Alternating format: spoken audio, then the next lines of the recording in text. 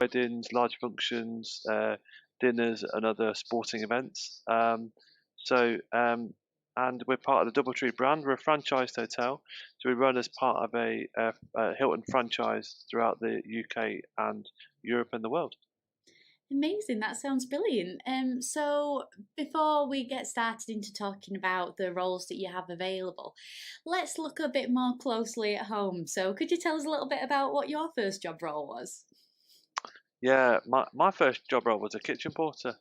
So I would wash pots and pans, and help in the kitchen, with cleaning, date dotting of food, general little bits of food preparation. But generally, I started in the kitchen porter. I'm washing pans and cutlery and everything else on that side. Brilliant. So it's crazy to see how that with you starting off as a kitchen porter, that probably some of those skills that you learn are now helping you out further down the line, even if it was such a small thing as some of the jobs that you were doing. Yeah, I mean, for me, I did a management trainee program for 2.5 years with Queen's Motorhouse Hotels, and I spent 3 or 4 months in each department within the properties, and I then started to realise which parts of the hotel I really enjoyed, and I really started to excel in, which was for me was comms and banqueting, because you have a little bit of bars, a little bit of restaurant service, a little bit of function. So for me, I quite enjoyed that side of the business. So I came up through that side of the business, and I've been a jar manager now for about 9 or 10 years. Wow, that's amazing. So obviously, we're all here today to talk about the job roles and vacancies that you have available. So, could you tell us a little bit about what those roles are within? Yeah, so we've got opportunities within inside the restaurant, for restaurant service staff, and also for a restaurant manager. Um, and we're looking for different people who've got a passion for food. And Marco's, as in our restaurant, is more of a kind of branded high street restaurant. So it's a little bit like people would be used to Ask Italian and different things, rather than a traditional hotel restaurant. So I'm sure quite a lot of people listening to this has probably got experience of going to a branded restaurant. And for us, that brand is really important to make sure people understand the customer journey. We've also got other roles within inside the hotel. So banqueting staff, so looking after weddings, functions. We've got the Euros. We've got the ladies Euros staying with us next year. So opportunity to meet different people from different backgrounds and everything else, which is great. For us, we've also got roles within inside the sales team. So people in the sales office who are taking bookings for weddings, functions, proms, funerals, wakes, and we've got some graduate programs in there that then people could spend time in the sales office and then time in different departments within the hotel, similar to what I did, to help them really experience different levels and different departments within the hotel. Brilliant, that sounds incredible. So you mentioned there about that one of those roles being a graduate scheme. Is there any other type of schemes, or is it full time, part time work there? So we've got various different roles. So we've got part-time and what we would call casual contracts for banqueting staff and restaurant staff and different areas, and even bar staff. People believe that if they're under the age of 18, they can't work in a bar, but they can still glass collect and they can do other things. And then with the graduate program, some of that is full-time, 40 hours, or even placements. So we do some work with Sheffield Hallam University. We do take some placement students from them. And for us, it's really important to work with education and make sure that people have got the right experience for their skill set, but also they get to experience the real side of the hotel. Absolutely. So obviously talking about people and the roles that you have available, is there any particular type of soft skills or traits that you'd like someone who's looking at a position with yourselves to have before they start? I think for us, it's people that are passionate about delivering customer service, and they're passionate about spending time with the customer, learning a bit about the customer, and making their stay memorable and creating that experience. Um, and people who have that confidence to talk to someone, um, and can really kind of reach out and have a conversation with someone, whether that's at the dining table, whether that's walking through reception, whether that's at their wedding table, and just have a conversation with people and make them feel at home. Hospitality is about making people feel at home and relaxed, and that they're enjoying their experience with us. Absolutely. So obviously there'll be some people out there that's thinking, "Oh, it sounds really good, but I'm not 100% sure if I want to apply." What would you say to those people that are perhaps the benefits of working with yourselves? I think the benefits for us, I mean, things like Hilton, we have a staff program where you can get employee rates anywhere in the world. Um, so you can book hotels on a link, and you can go and stay in different parts of the UK or in Europe or even in America and other places. Um, and I think Hilton as a worldwide brand, we've got some great links. I've had people here that have done placements in America for a year and then come back to the hotel.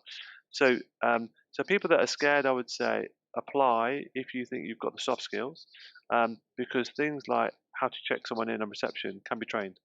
Um, Most people have some form of computer skills and stuff now, right now, and whether it's using a till or using someone to check in or check out, them skills are important, but they can be trained.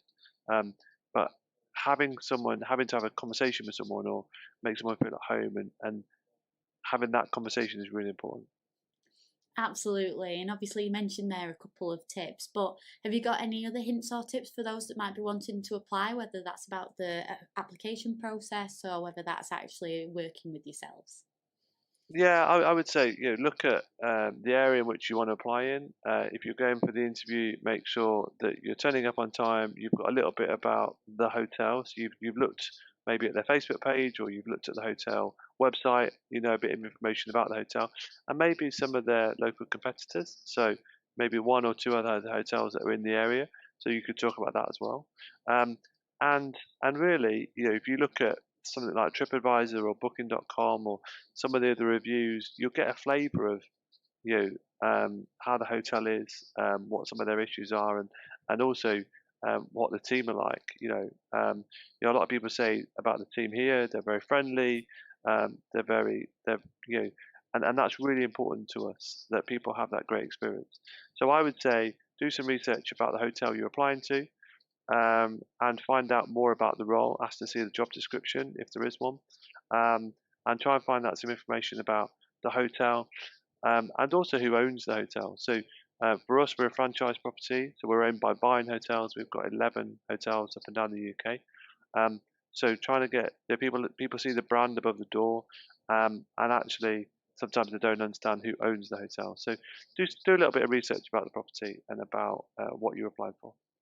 Amazing. Well, thank you so much, Daniel, for your time today. But unfortunately, that's all we have got time for. But if anyone's got any questions for Daniel or any of the team that's at Doubletree by Hilton Sheffield Park, then please leave them in the live chat and someone will get back to you as soon as possible. But for now, it's goodbye from me to you, Daniel, and hopefully we'll see you again on the Jobs Live channel. Thank you very much. Thanks for your time.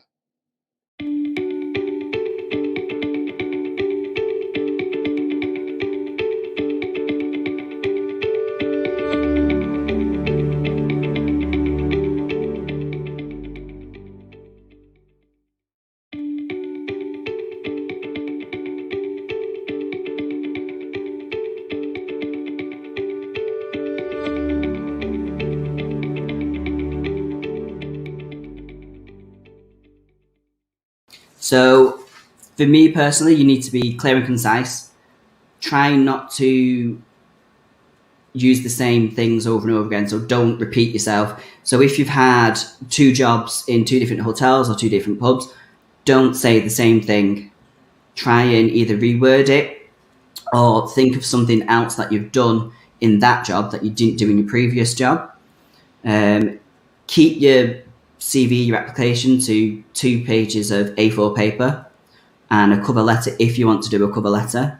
If you don't have a lot of experience, then it's a good idea to do a cover letter. You can put your strengths, your weaknesses on. You can explain who you are as a person more, because sometimes it's not all about the experiences that you've got. It is about who the person is.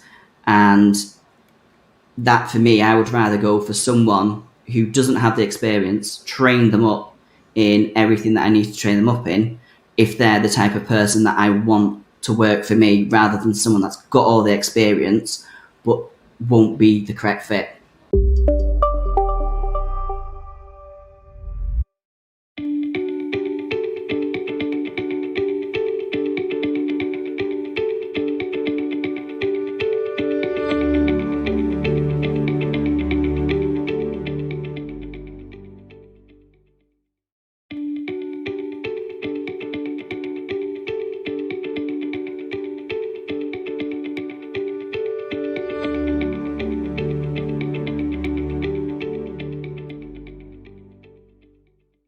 From an application point of view, it's someone who's enthusiastic, passionate. It's very much about the personality, because a lot of the positions we're looking for, we can teach the skills, but we want someone who's going to fit into the team, has an attention to detail, especially if it's a customer-facing role.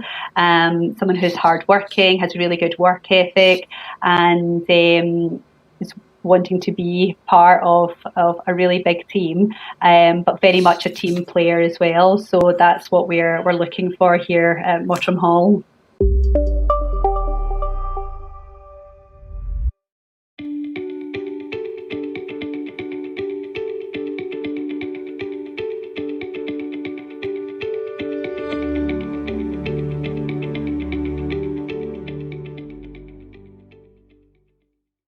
Yeah, of course. Yeah, I mean, one of my things is always the way somebody comes dressed. I'm a bit old-fashioned that way. I still believe that somebody should, take care and dress appropriately for an interview. The amount of people that we've had through the door that just come as if they're, going to the gym or to the pub is, yeah. And you can, as soon as you start speaking to somebody, you can tell, a personality. We need, we can't have like shy people. We need outgoing people, because there has to be that. They have to be able to interact straight away with the guests. Brilliant. We've had a couple of questions in on the chat, if I may. So we've got Alan's asking, what makes you stand out from other hospitality companies? That's a great question. I'm sure you could go on for a long time about that. Well, I mean, at the hotel itself, it's a fantastic place to work. Majority of our staff, probably about 70-80% of the team here, are long-standing team members. We have had, throughout the years, we've had team members leave but come back, because it is that good here. We don't see people as just like colleagues. We are a family here. Most people that are here can multitask. Everybody's always 100% willing to help everybody. It's just a great place to work.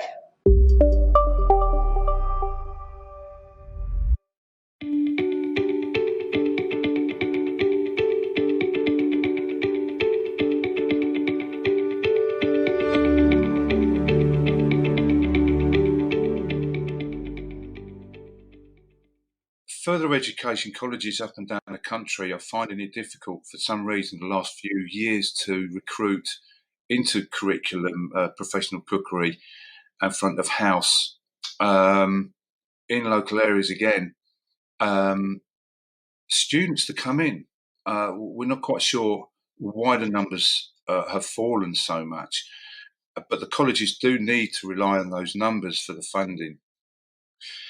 Anybody that wants to come into the industry, go to the local colleges, maybe even find, it might have been that you've been pot washing in a local restaurant, and that an apprenticeship is offered to you. Apprenticeships is a very rich course to go on, supported by providers and colleges, and supported by the businesses. So there are many ways in, and the great thing about apprentices, you get a bespoke environment to work in. You work with a decent chef. They'll progress you. They'll work closely with the provider that will build your confidence, and then you can start to look at the progression or the pathway that you like to look at for a future career in it. I mean, 43 years and I still learn stuff, different ways of plating up, little techniques. And after 43 years, it stood me in good stead. So I haven't had a bad career out of it, to be fair.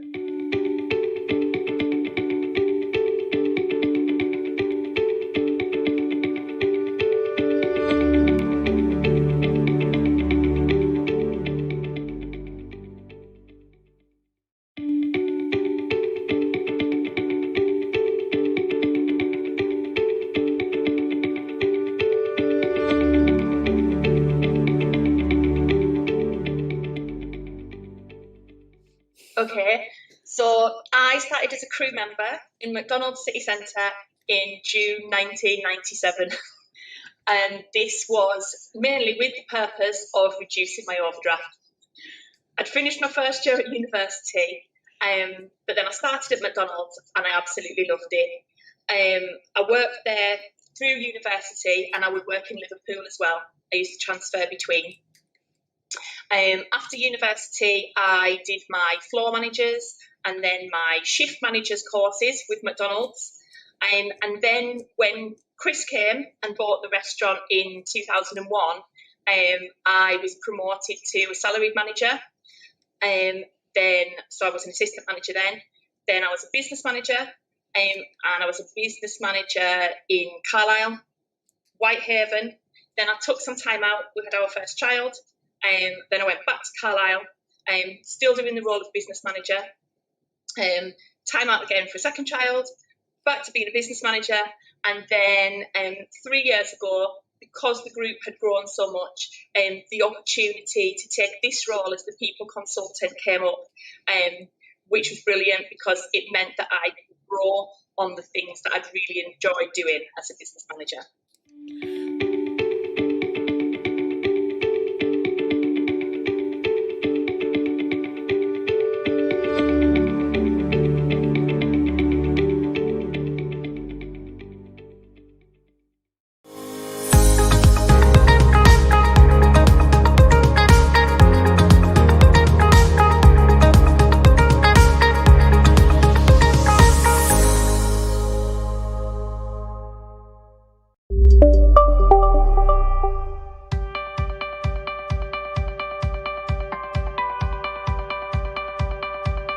The Jobs Live channel is an innovative, interactive, moderated online channel that brings job opportunities directly into the home, classroom, or business. The Jobs Live channel is free to the end user and does not require any additional equipment to be purchased or licenses to be downloaded.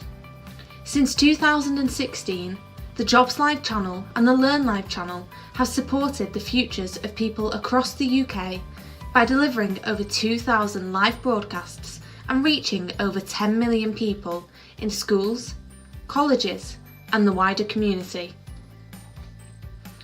The Jobs Live channel can be attended by an unlimited number of individuals simply by logging into the channel and joining the live broadcast.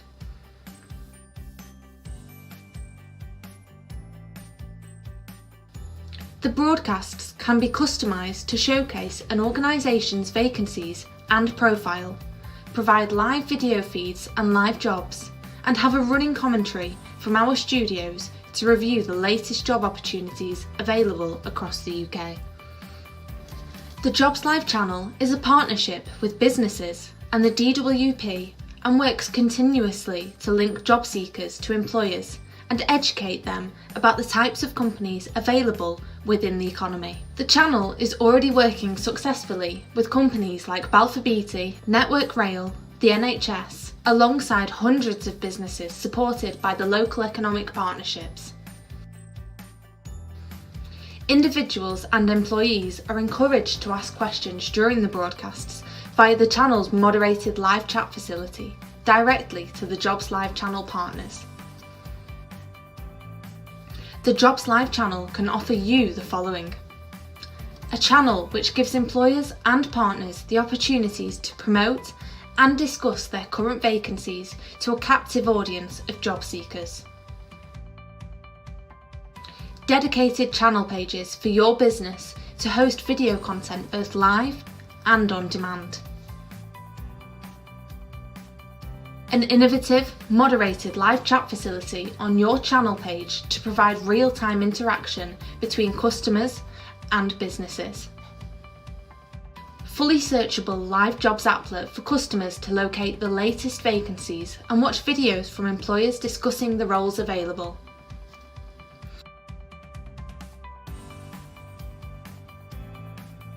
Finally, using our trusted methods and our extensive knowledge of this market, our project plans ensure all resources and step-by-step processes are met in line with timescales and budgets. We look forward to working with your business in the future on the Jobs Live channel. Thank you for watching.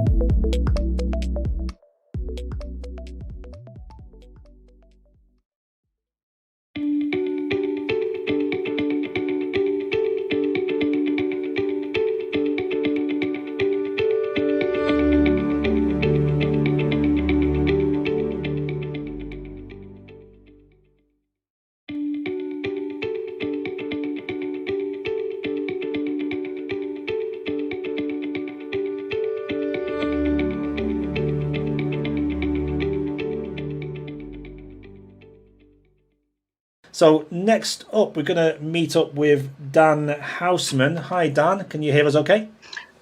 I can indeed. Morning, Stuart. Morning. Thanks so much for joining us here on the Jobs Live channel.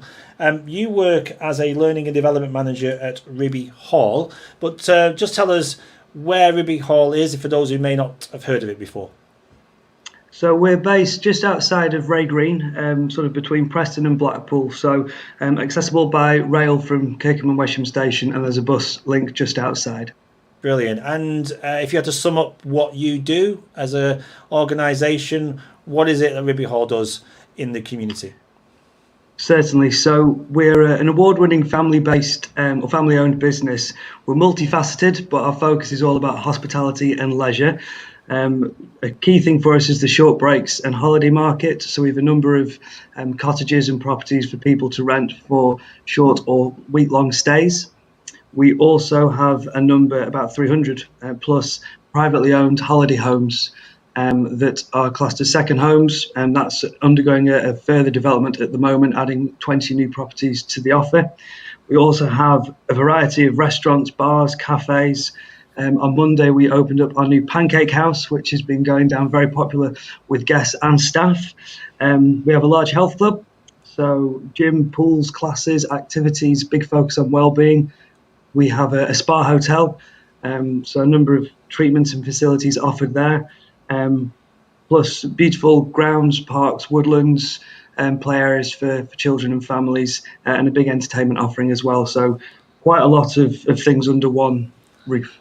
No, it sounds amazing venue, and it must be great to be back as well, Dan. And we're going to be asking that question to all the people today. You know, you've had a tough 14, 15 months, haven't you? Absolutely. It's been, I think the word that we've heard quite a lot is unprecedented, but yeah, it's not like anything anyone's ever seen before. But it's been so positive. Since the government roadmap was announced, we put our pathway together to phase reopening of the village. Obviously, we could continue that from Monday, and it's been brilliant seeing all of our colleagues return. It's been brilliant seeing all of our guests return, and there's a real feeling of optimism and positivity around the village, which is really nice. No, absolutely. And would you say you're recruiting more at the moment than normal? Or is this kind of seasonal anyway? There's probably a little bit more recruitment going on than normal for this time of year. We're not as seasonal as we used to be, but we do see those sort of peaks at certain times of the year, but there is quite a drive at the moment as we're able to open more and more facilities. Plus, we're looking to invest and develop some new facilities, so there'll be further recruitment required for those. But yeah, it's exciting times. Indeed, and I'm so pleased for you, as we all are here, that you're back up and running, even if it is only in a limited capacity. But I'm sure if we get into the next stage 4, you'll be full like you used to be back before all this kicked in. Before we get into the roles and hints and tips, can I just ask you, how did it start for you? What was your journey into hospitality, Dan?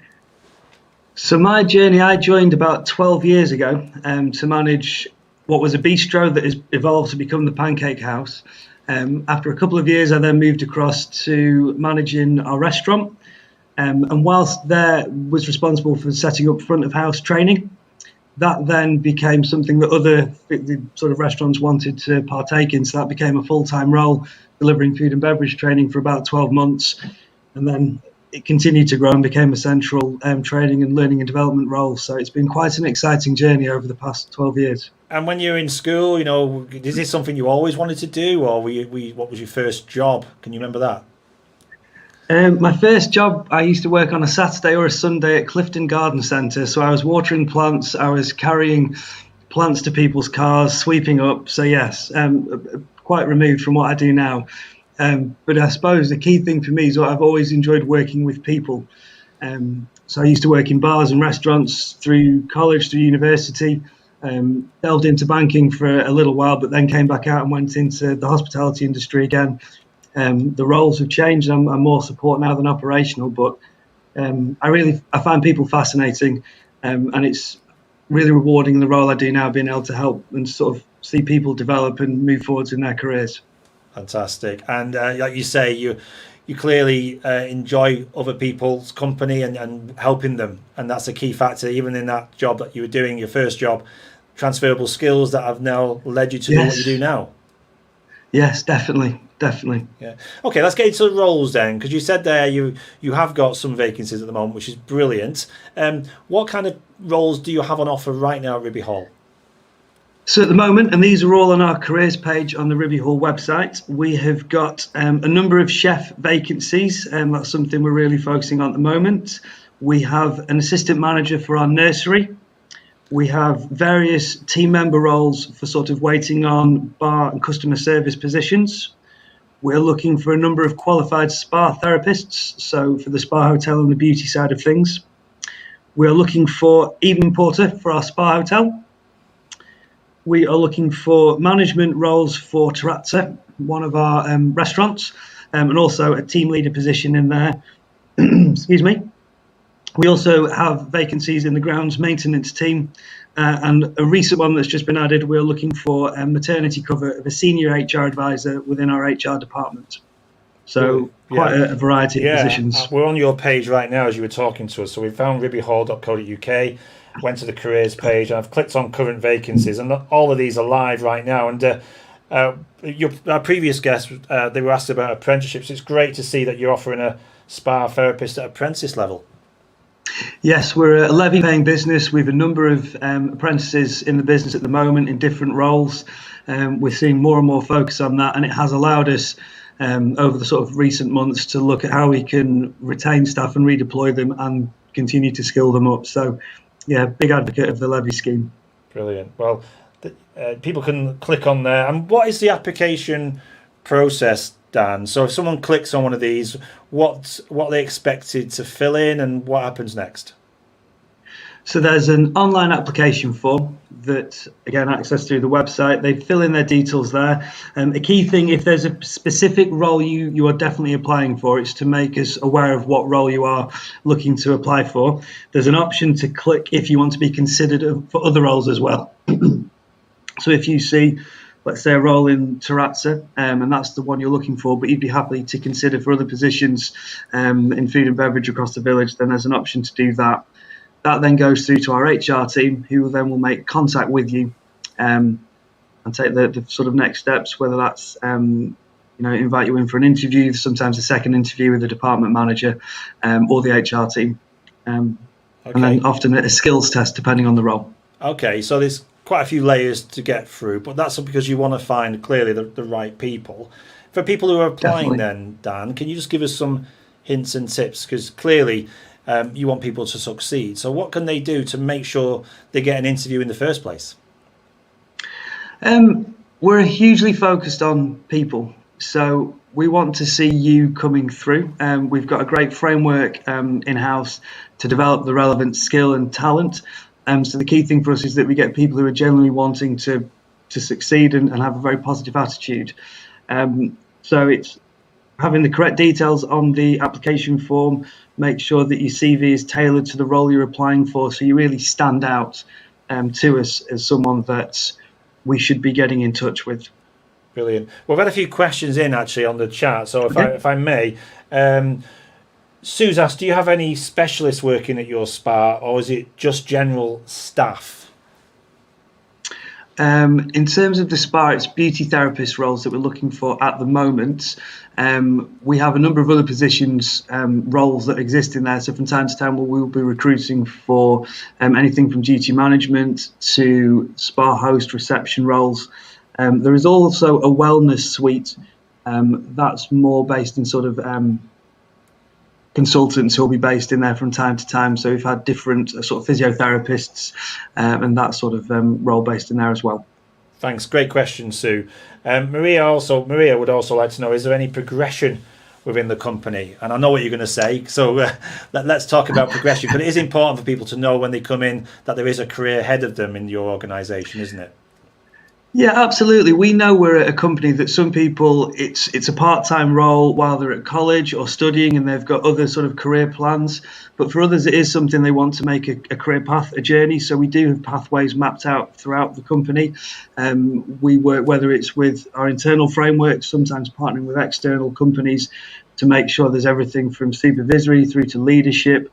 There's a great focus on development, and there's a huge number of people that have joined the company at a sort of team member level and then have moved through to management and leadership positions. And we're really proud of the fact that we can sort of grow talent throughout the business, talking about succession planning and building for the future.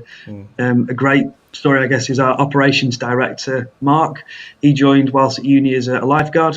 He did some part-time work in the bar, part-time in reception, started to move through the layers of management within the health club, and 3 years ago was promoted to an operations director. So we've a number of individuals who've taken similar paths. Fantastic. Well, I hope that answered your question, Maria. Thank you so much. And then Harry wants to know about the HR position. It says, what qualifications do you need for that, Dan? It only went out yesterday, so I must admit I haven't actually seen the vacancy. I believe we'll be looking at a CIPD level 5 or above. But the vacancy, the job advert will be on the website to give the details there. As it's a temporary position, for that we would need a level of experience because we'll kind of need someone to come in and, other than get familiar with the company, be able to sort of hit the ground running. So there'll be some specifics on that as opposed to other roles. Yeah, absolutely. And clearly they're on your website right now looking at the very latest roles. That's great to see. And it's great to see. Hopefully you get a few applications on the back of this. And also, Harry, just very quickly wants to know, do you offer training courses as well for employees? We do indeed. Some of that is again offered internally, so that's a big part of my role. We do a lot around sort of health and safety, role specific. We will bring in external partners who will help with different development opportunities. Because of the variety of the roles we have, we do partner with some of our product houses and support teams as well. So yeah, there's a huge array of different development opportunities tailored to either the role or the level in the business that you're looking to attain. Yeah, brilliant. Just finally, and Dan, this has been really helpful, by the way. Thanks so much for your time. What is it about this sector, do you feel, that people enjoy working in? For you, you've been in this sector a while. What is it about the sector that keeps you getting up in the mornings and wanting to go to work? Yeah, for me, there's a definite purpose to it, because fundamentally all we're doing at Ribby Hall Village is trying to make sure that our customers have a fantastic experience, that they leave with great memories. And I think that's become even more of a focus for us now. We've all been going through over the past 12 months. It's hugely rewarding. Obviously, it has its challenges, But I think we're all built on helping people develop their resilience and improving themselves. Yeah. And it's ever changing. It's a fast paced industry. Every day is something different. And again, we're all based on having great teams and employees working together. So there's a real feeling of positive energy that runs through the place, which is great. Oh, fantastic. Well, look, thanks again for your time this morning. That's Dan from Ribby Hall, Learning Development Manager, telling us about the vacancies that are there right now on the Ribby Hall website. And we'll put the link up to that page so you can go and have a look and hopefully apply. And if you've got any questions for Dan, feel free to leave them in the live chat, and we'll continue to talk to Dan and get them to his team so you can get the information you need. I'm so pleased for you, Dan, that things are turning back to some form of normality. Enjoy the rest of your week, and hopefully we'll see you back here again on the Jobs Live channel. Take care. Perfect. Thank you very much. Bye-bye.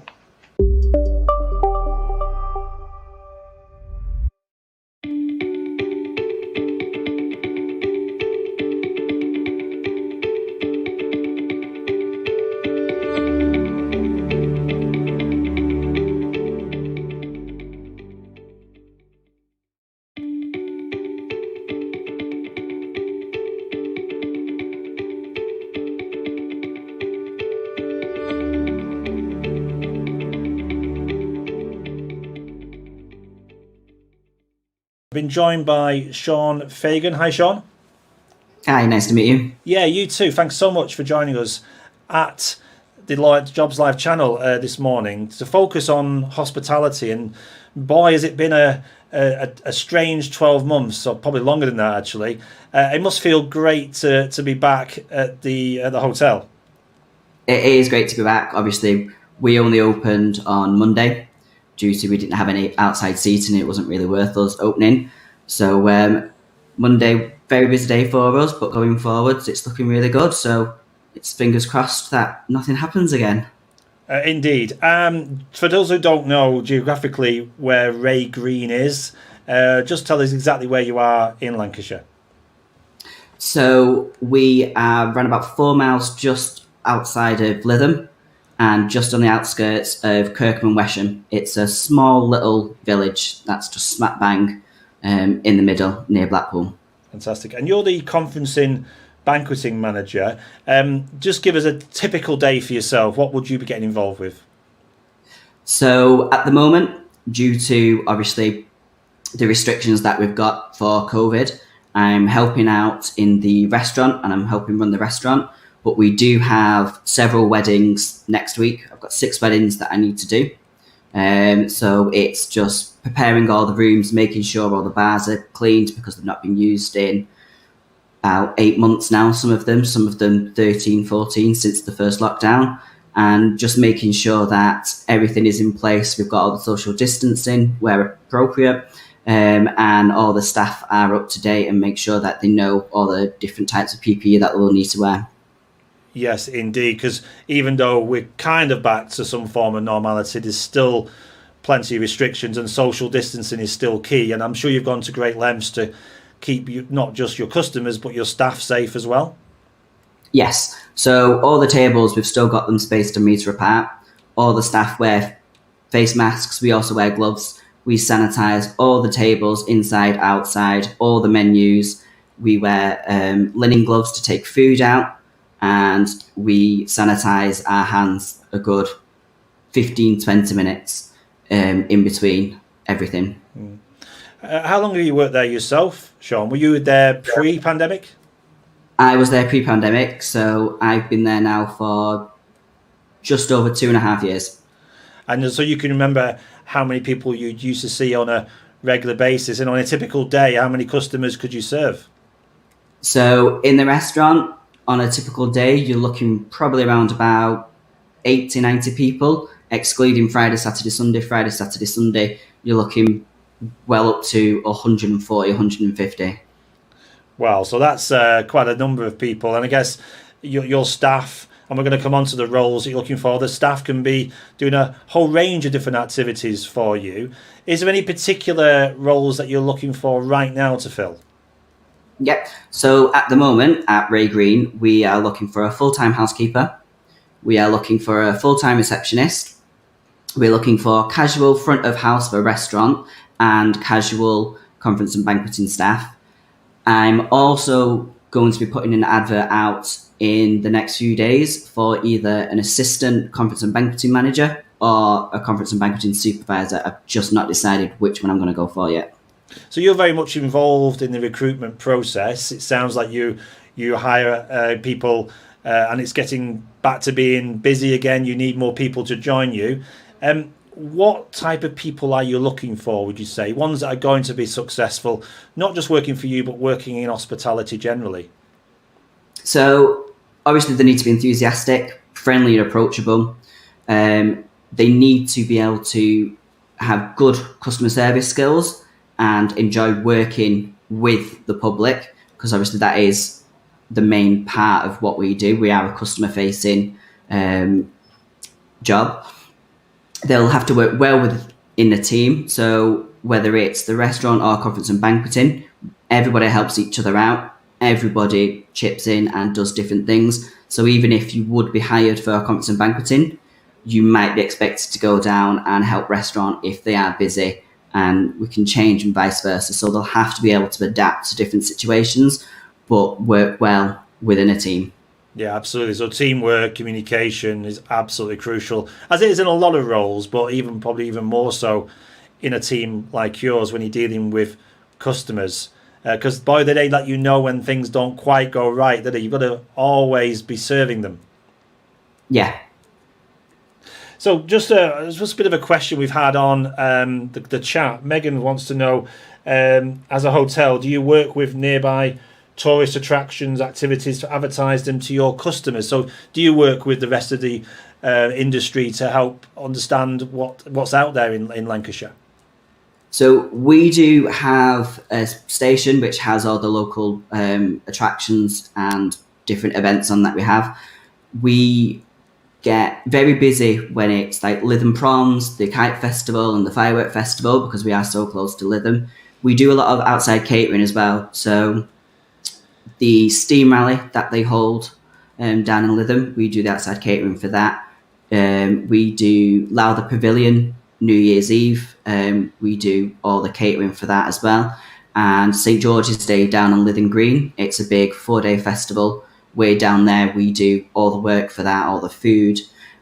So we are quite involved, but we don't do a promotion as such. So say if you stayed at the hotel, you would get a discount for Blackpool Pleasure Beach or anything like that. But we are involved within the surrounding us. Yeah, I mean, thanks for the question, Megan. It's really interesting. I mean, obviously in your role there, it's not just about dealing with customers. You are dealing with other suppliers and stakeholders as well. So having a bit of business engagement understanding would be useful in your industry.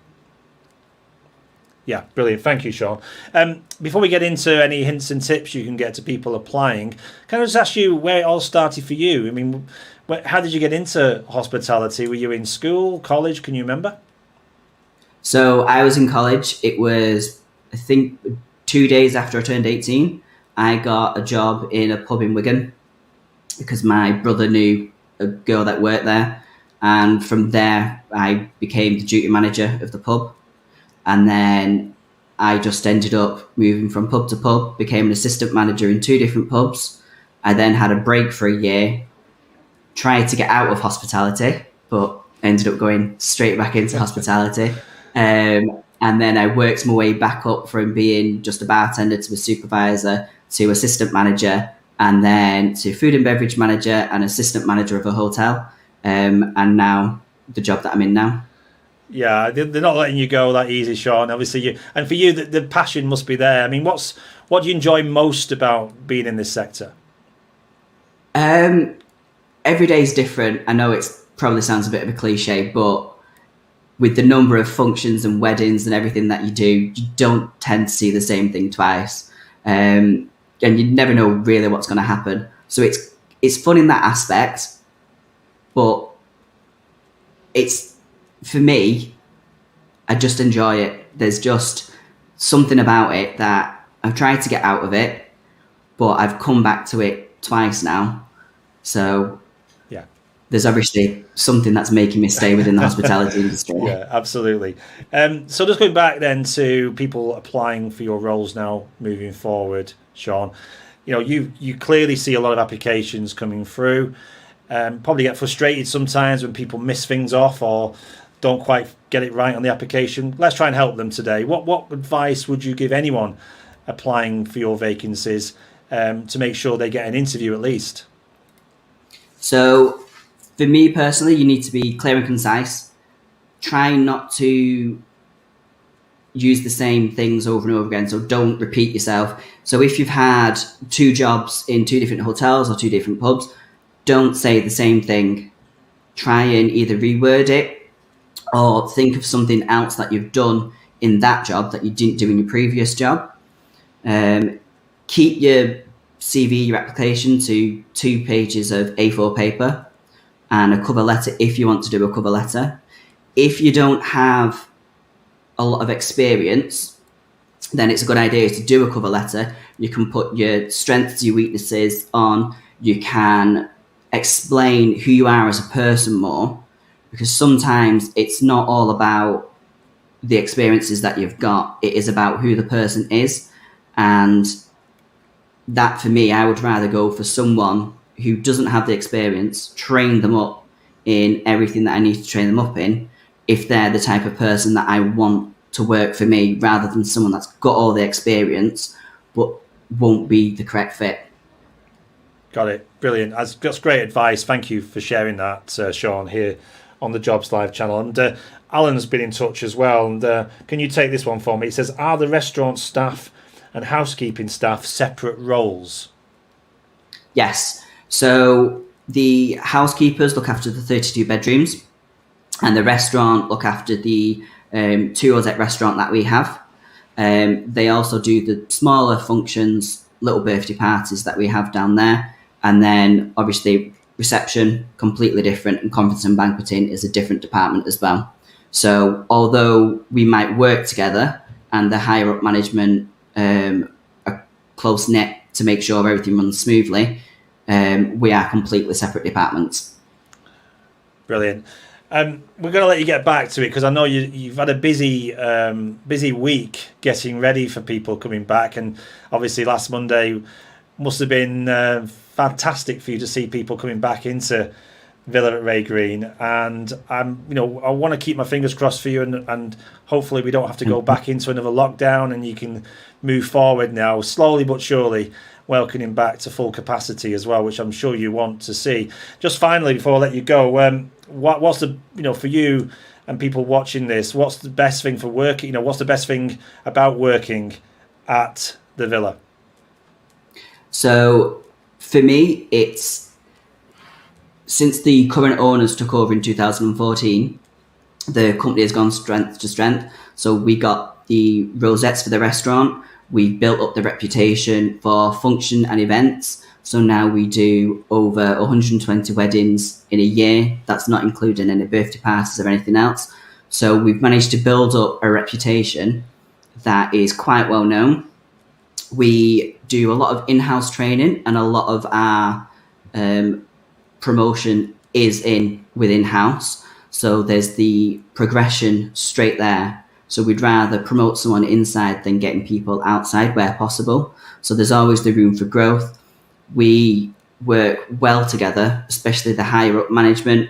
We look at all of the casual staff as well. We do reviews to make sure that they're happy, see what they need to improve on. If they have any ideas, we take everything on board that they say, and obviously we can implement different things. So it's, for me, if you find a company that you like and the management team are good, that is the best thing that you can do, is be with that company, mainly because of the management team and the staff that there are there, rather than constantly moving to try and go somewhere else.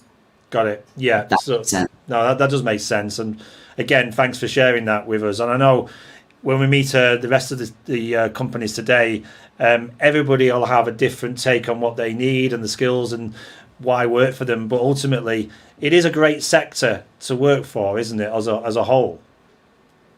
Yeah, it's a great sector. So until the pandemic, I would have said it was probably the best sector to work for, because everyone's always going to go out for drinks. Everyone's always want to go out for a nice restaurant. You're always going to have weddings, your birthday parties and everything else.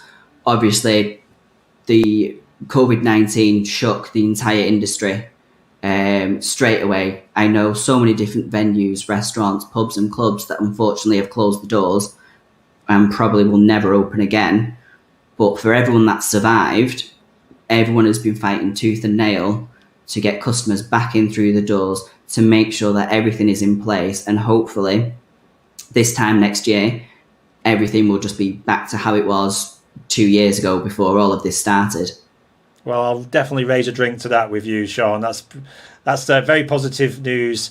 So that's Sean Fagan from the Villa at Ray Green. Sean's the conferencing banqueting manager. Thanks so much, Sean, for joining us on Jobs Live. And let's stay in touch. Let's see. I'm sure as more vacancies come through, feel free to share them. And if someone does want to get in touch, by the way, how can they do that? What's the best way of getting in touch with you about these vacancies? So all the vacancies are on Indeed.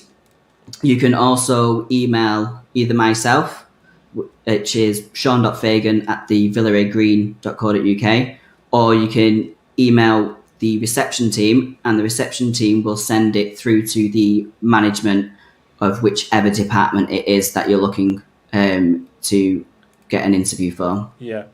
And just one question that's come in before I let you go. Just very quickly, do you offer apprenticeships? So I've done apprenticeships in the past. I personally like apprenticeships, especially if it is someone that wants to work within the hospitality industry, because then it's someone that you can train and show the ropes. And hopefully after the apprenticeship is finished, then hopefully they'll stay with you. Obviously, if they want to go elsewhere, that's absolutely fine. But yeah, we do apprenticeships. Okay, that was Daniel 06 asking that question. So Daniel, if you do want to get in touch, either email Sean or go to their website, and I'm sure Sean will give you more details about what that looks like. Thanks again, Sean. Enjoy the rest of your week. Hopefully you continue to remain busy, and we'll see you back here on Jobs Live. Thanks, Sean. Thank you. Bye.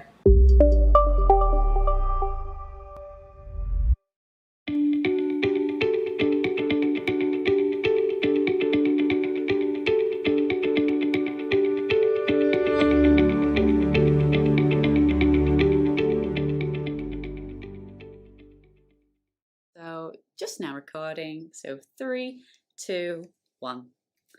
Thanks, Stuart. So today I have been joined by Eve Hills. Now Eve works at HBN Restaurant. So hi Eve, how are you? Hi, I'm good, thank you.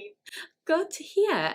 So could you tell everyone a little bit about yourself and what HBN Restaurants do? Okay, so as you said, my name's Eve.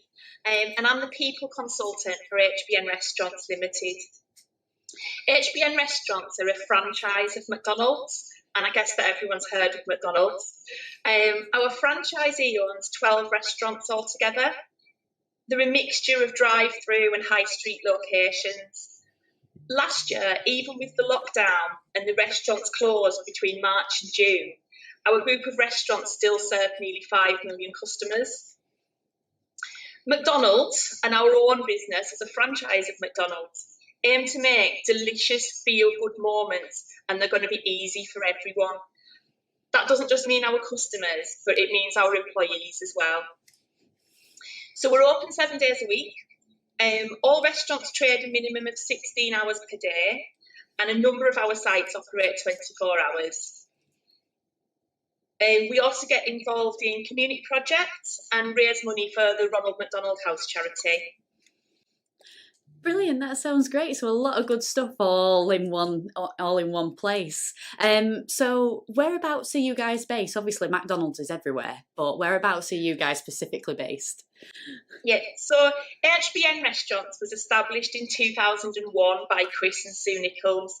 They were both working for McDonald's prior to embarking on their franchise journey, and July this year actually marks our 20-year anniversary. So HBN Restaurants have grown to operate 12 sites, starting up at Carlisle, where there are 2 restaurants, zigzagging across Cumbria, Workington, Whitehaven, Penrith, Kendal, 2 stores in Barrow. We've got 3 restaurants in Morecambe and Lancaster, and in 2019, the restaurant on the Isle of Man joined our group as well. We've got 2 operations consultants. They oversee 6 restaurants each. Each restaurant's run by a business manager with up to 3 assistant managers and a team of shift leaders. The number of crew members in a store ranges from 60 up to 160. Wow, that's incredible. Just that sheer amount of number is just amazing to hear.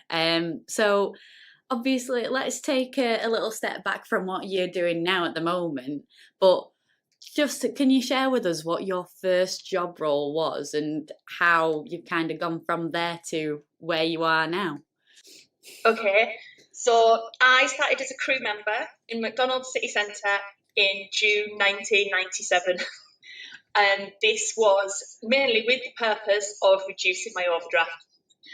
I'd finished my first year at university, but then I started at McDonald's and I absolutely loved it. I worked there through university and I would work in Liverpool as well. I used to transfer between. After university, I did my floor managers and then my shift managers courses with McDonald's. And then when Chris came and bought the restaurant in 2001, I was promoted to a salaried manager. So I was an assistant manager then. Then I was a business manager, and I was a business manager in Carlisle, Whitehaven. Then I took some time out. We had our first child. Then I went back to Carlisle, still doing the role of business manager. Time out again for a second child. Back to being a business manager, and then 3 years ago, because the group had grown so much, the opportunity to take this role as the people consultant came up, which was brilliant because it meant that I could grow on the things that I'd really enjoyed doing as a business manager. That's incredible. So that just goes to show then that you started off working on the floor and actually in that first step, and you've grown with the company and started off obviously in making your own name in it. So it just shows the progression in just one company. So that's incredible. Yeah. So obviously you've gained that experience throughout so that you know what people expect on a daily basis and understand as an employee. So that's amazing. But speaking of the employees within the company, what kind of roles are you guys starting to recruit for at the moment? So primarily we're recruiting for crew members and customer care assistants. However, there are also roles available for assistant managers. You can find out more about the assistant manager position in the early careers section on the website. So if we talk about crew members, I guess if you've been in one of our restaurants before, you've probably got some idea of what's involved in working there. But you might not realise the full variety of what we do. Because we want every single customer to have a brilliant experience every single time they visit, that means we must always have hot food, clean and friendly restaurants. And as a crew member, you need to make that happen. Whether you're preparing food, serving on the till, being out in the dining area, looking after the customer's needs. I also mentioned that we're recruiting for customer care assistants. I guess they could be seen as the face of the restaurant.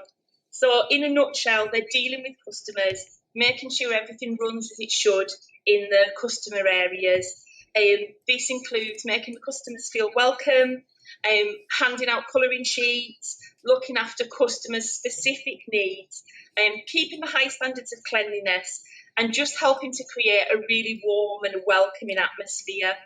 They need to keep positive communication with the customers on every visit, and feedback to the manager about any customer issues. Brilliant. So there's some really good meaty roles there that you've just mentioned. So what kind of people are you looking for to not only just join in those roles, but also your organisation in general? Well, we just need people who are ready to work in a fast-moving and really high-energy environment. You've got to have a genuine smile, and you need to be able to connect with customers and other people that you're working with. So successful applicants need to be confident in approaching and dealing with diverse groups of people. They'll be friendly, they'll be courteous, and helpful behaviour will just come naturally to them. As I said as well, working as part of a team.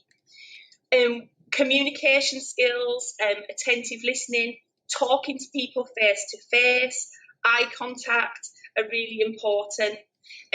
People who apply also need to understand that it's really important that we maintain high standards of quality and service, as well as cleanliness in the restaurants. So people just need to be able to keep a high energy level whilst they're working. And of course, we're looking for a smart and clean appearance as well, because obviously we're a food business. Absolutely. So obviously taking on all of that, plus also what you mentioned when that you said about your first job role and your progression to where you are now, why would someone want to come and work for you guys and in one of the McDonald's restaurants? So every single person that works for us has got their own different story, and that's one of the things that makes me proudest to work for HBN. As I said, my own journey actually started as that summer job in 1997. I mentioned that we have the 2 operations consultants and 12 business managers. Both consultants and 11 out of the 12 business managers actually started out as crew members, same as me. There's really no limit as to how far you can go with the company. We offer apprenticeships in hospitality. These are managed by Lifetime Training, and they're undertaken as part of your usual week. You don't need to go to college, you don't need to do any homework. There's a short video about the apprenticeships, which is going to show at the end of the interview. We also have access to an employee website. There's absolutely loads on there. Competitions, extra training videos, but also wellbeing tips, and also access to the employee discount site. The pay rates are £7.50 per hour for those who are under 21 and £9 per hour for 21 and above. This is enhanced by an additional £1.50 an hour between midnight and 6 a.m. There's a meal allowance whilst you're working, and as I mentioned, the employee discount scheme, which goes far beyond just discounted food. We've got a range of full and part-time roles available. One of the best things about McDonald's is that shifts are available around the clock to fit around college, family, other commitments, school holidays. We have a lot of people who will do extra shifts during the school holidays because obviously the restaurant's busier at that time and they're not in their lessons. It sounds like a cliche, but it's true that you're going to make friends for life in McDonald's. And working for our franchise of McDonald's. You'll also develop loads of soft skills, so dealing with people, teamwork, prioritising, flexibility, time management, and trying to balance all your responsibilities. I mentioned at the start that we take part in community projects and fundraising. This includes volunteering with the FA, hosting grassroots football tournaments, and local clean-up projects. If you're in sixth form and you're looking to apply to higher education, previous employees have found that the soft skills they've developed in McDonald's, paired with the volunteering that they've had an opportunity to take part in, really strengthens the UCAS application. Wow, that's a lot of benefits right there, and it's incredible to see the different variety of things that you can get your hands into, especially with those soft skills, as you mentioned just then. And finally, have you guys got any hints or tips for those that might want to apply for one of your restaurants? Well, my hints and tips are quite simple, really. I just would recommend that you be confident, be honest, be yourself. And good luck.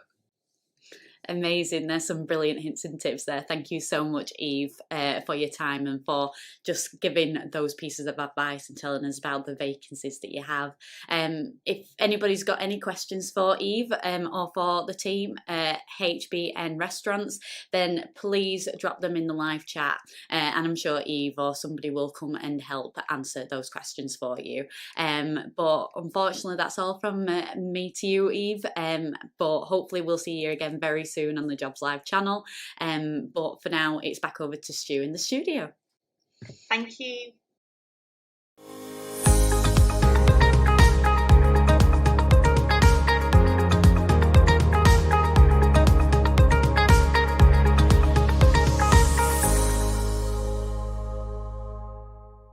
Delighted now to be joined by Amy Meehan. Hi, Amy.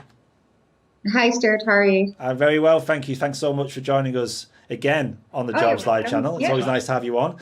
So you work for Connected Talent, and you're a talent and sourcing manager.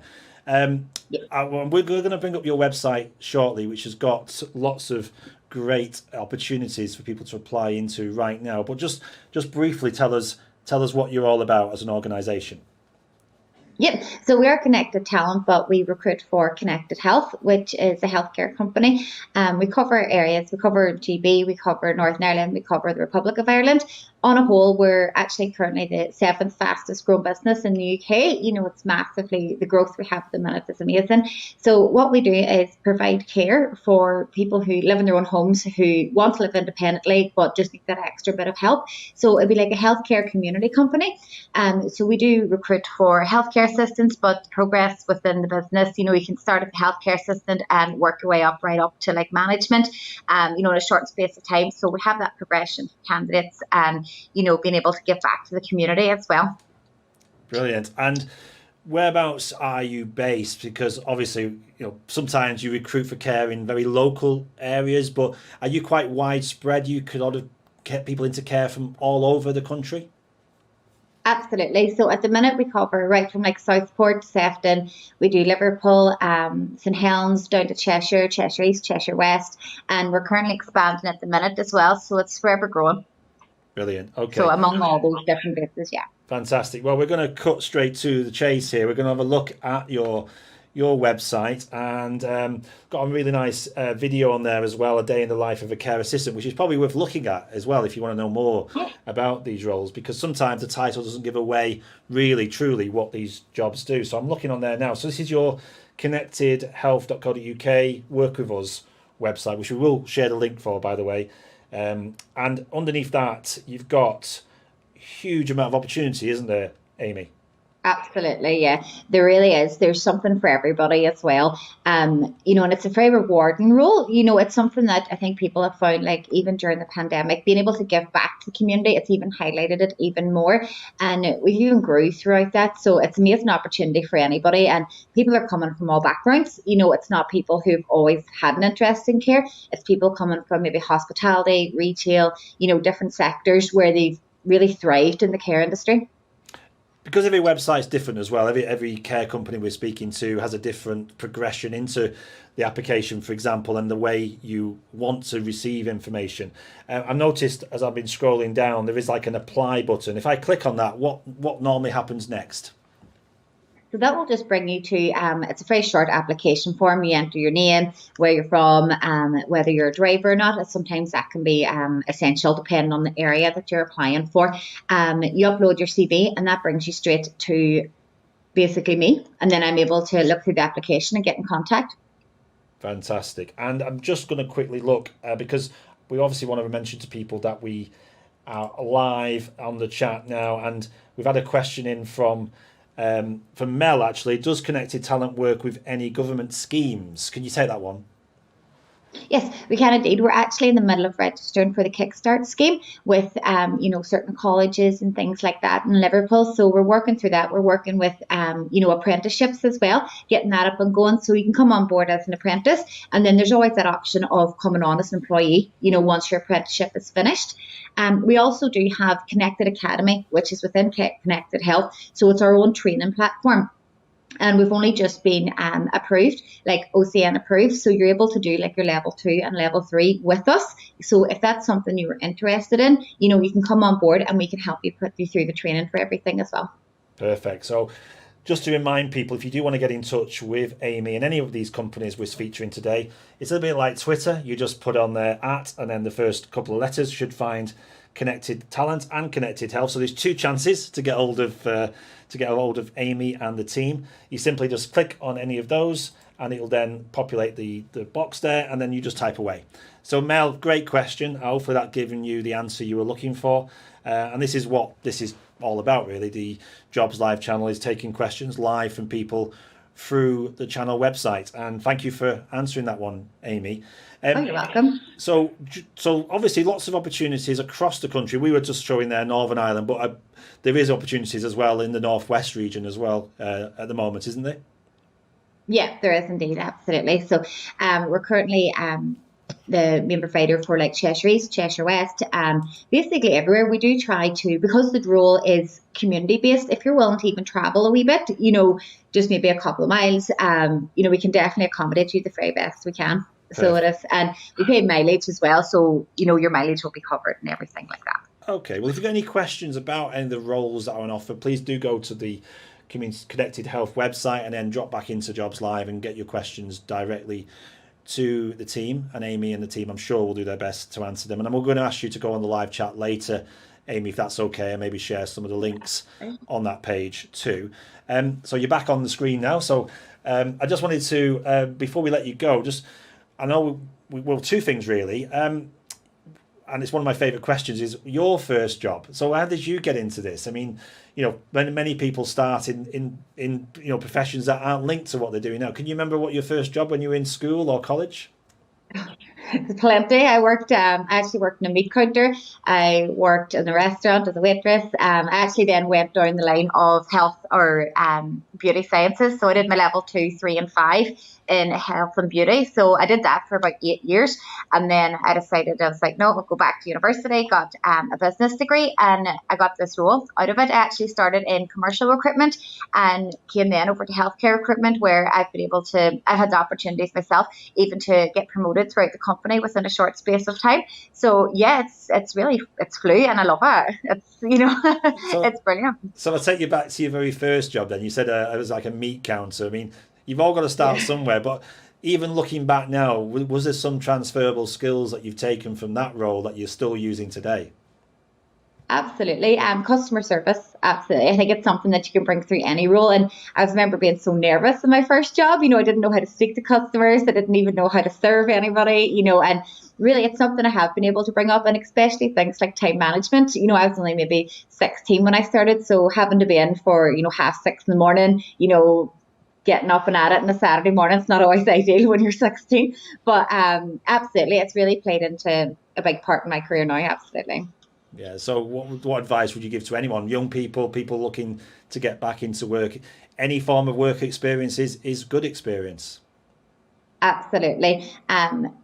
With Connected Health, we don't require any specific healthcare experience. You know, you don't even have to have personal experience, but we do appreciate, you know, those skills that you learn throughout your life, you know, being able to speak to people, you know, that kindness you have towards clients, you know, like customer service is a massive part of it. So that's the more the transferable skills we look for, you know, like the softer skills as opposed to actually hard-on experience. Yeah. So definitely, if you can get any type of work experience, even if it's a couple of weeks, you know, unpaid. I did a voluntary placement where I had to work for a couple of months and didn't get paid, but you know, it's brought me into the next level then, where I could go and have the experience for my next job. Brilliant. Well, that's great advice, Amy. And I know you wouldn't mind telling us about your first job, because we're always fascinated by that question, because I think some people turn their nose up at working, like you say, in a shop, or you know, even working in something unrelated to what they want to be ultimately. But you've proven again today that very first job when you were 16, you're still gaining, you know, knowledge, but that was that foundation that you built up about dealing with customers in a very varied environment.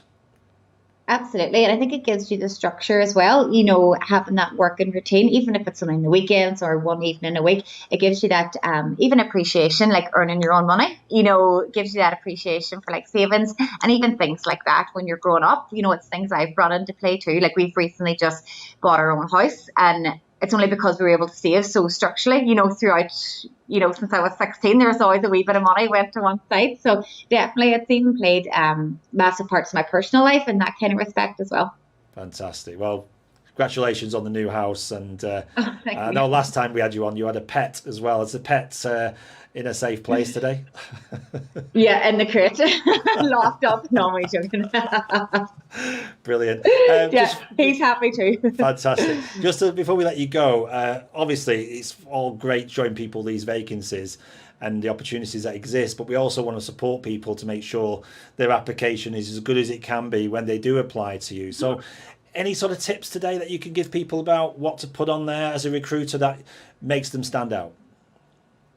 As I said, it's not so much about like your past experiences. You don't necessarily even have to have worked before. It's more like you want to bring across like your personality as such in a CV, and you know that you're caring, kind, willing. Time management always comes into it big because as this is community role, you have a set time to be in each client's house for. So things like that, seeing your interests, you know, maybe what you would have taken part in school if you played sports, things like that, and just having a clear structured CV so we're not having to like root through it, you know, to find anything out about you. So having that structure in your CV as well is a really big bonus. Yeah, and when they get to interview stage, hopefully they do, based on that information you just provided. Again, at interview, what is it you want to hear them say that really reflects the kind of people you're looking for? It's having that ability to want to help people. You know, the way we always look at it is if that could be my grandparent, that could be my elderly parent, that could be anybody. We want somebody who we would be comfortable with caring for that person. Because as I'm sure everybody has elderly people in their life who they'd want to make sure it's in the best possible care. So as long as that person is showing that they're willing to be there for them and provide the best possible care, you know, that's what we want to see. Show that you're comforting, show that you're kind, compassionate, and that you're willing to be patient with clients and, you know, give them the best possible care that they need. Brilliant. Great advice. And Amy, thank you so much for joining us for Care Live this morning here on the Jobs Live channel. Always great to have you on, and some of the insights you give as a recruiter is priceless, I can assure you. And Connected Health, Amy, before we let you go, actually, Amy, I don't think it's you, but there's someone very similar name, Amy M, is asking, is there any volunteer work available at Connected Health? Volunteer work, I'm sure we could get something sorted with that. Say if they come on board, they can even, if they want to talk to me personally, we can discuss that. We would, it is age dependent as well. You would have to be 17 plus just for that. But it would be more on a structured basis. We would have to go through all the training and stuff and things like that. But we could get you out shadowing and see how you find it from there. Perfect. Well, if you do get a chance, Amy, to go on to the live chat, I know you've got your login. If you could log on there and maybe go back to some of the people who've been asking questions about joining you and just the health sector in general, that'll be invaluable, because I know people do like a follow-up, and the links that you could provide just might make the difference today as well and get people into work. So look, Amy, I won't keep you any longer. Thanks so much for your time, and thanks for joining us here on the Jobs Live channel. Take care and have a great day. Thank you very much for having me. Thank you. Bye-bye. Bye-bye.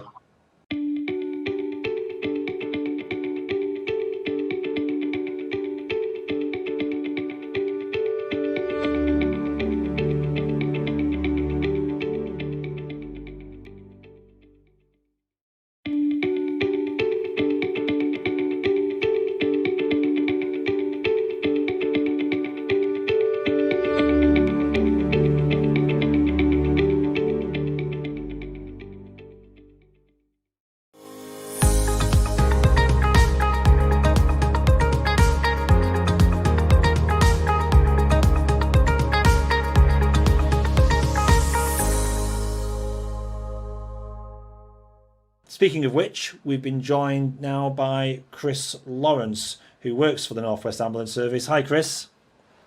Hi, you okay? Very well, thank you. Thanks so much for joining us again on the Jobs Live channel. We met with you a few weeks ago during the Northwest Works for You event, and you were kind enough to provide us with insights into what the North West Ambulance Service does. So thanks for that. But it's great to have you back for this special programme looking at care and the great opportunities that exist within your service. And, I think we've got a lot of respect for the service, and especially paramedics within what you do on a day-to-day basis, especially what's been going on over the last year, Chris. But for those who don't know, that there is an organisation behind the ambulance itself, who turns up, at their street or at their facilities.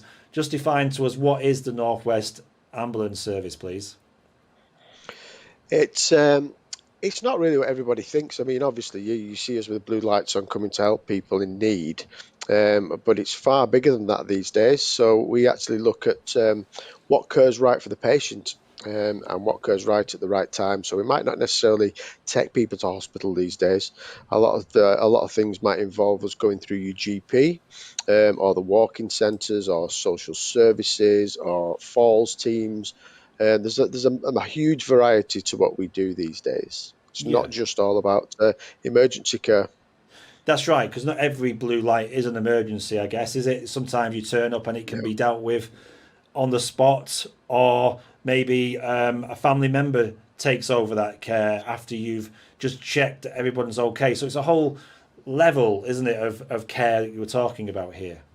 Yeah, it's massive. And, just to sort of show an example of that, from when the call comes through to our call handlers in our communication centres, they'll then be triaged via clinician before an ambulance is dispatched, and obviously we can then refer back. So we do have nursing staff. We have quite a number of different staff groups working within our clinical contact centres. So it's not just all about the vehicle, the ambulance on the front line. We've got a huge team of professionals behind us as well. So I guess the clue's in the title, North West Ambulance Service, but the roles that you recruit for, Chris, whereabouts are you taking people on? Whereabouts in the North West region do they come from? Well, currently, one of the first times in history with regards to our paramedic intake, we have very limited resources or vacancies at the minute, and that's generally across Greater Manchester. We do take apprentice ambulance technicians on, and again, they will be Northwest wide. But we have a number of other vacancies throughout the trust, and these can be kind of based throughout as far up as Cumbria and as far down as South Cheshire, and anywhere in between. Brilliant. So we have a number of vacancies throughout the trust. Fantastic. So I'm just going to, if I may, bring up your website. So this is the North West Ambulance Service, or nwas.nhs.uk, and then you go to careers and then to vacancies. And then there seems to be three sectors. You've got your emergency services, you've got the health science services, and then the administrative services. So I guess that's your point you were making before. It's not just about emergency services anymore, is it? No, there's a massive range of vacancies. We have obviously behind the scenes, for example, vehicle mechanics. So we take on mechanics, apprentice mechanics. We have pharmacy technicians. We have nursing staff. We do have obviously paramedics. Normally our paramedics recruit from the universities, because you need obviously a degree now to be a paramedic, but we do take on via the apprentice route as well. But the apprentice route is internal, so you'll see advertised on our website for apprentice ambulance technicians as opposed to paramedics. Paramedics is very much a closed recruitment for those that have qualified or they're already within the service. But just for an apprenticeship alone, to have that opportunity for someone to join you and be trained at the same time, that's fantastic, isn't it? I know the title's slightly different to the paramedic, but it's essentially the foundation of becoming a full-time paramedic in the future, isn't it? Absolutely. So it's relatively new and sort of fresh on the ground. So you start as an apprentice ambulance technician, where you'll complete about 18 months worth of training there to become competent and qualified as a technician. And then you'll do another 2 years where you consolidate all that learning, so you'll be out working on an ambulance. And then you can apply to become an apprentice again, but for a paramedic this time. So all in all, it takes about 6 years from starting with the service to becoming a qualified paramedic, and all the time you're being paid for that as well.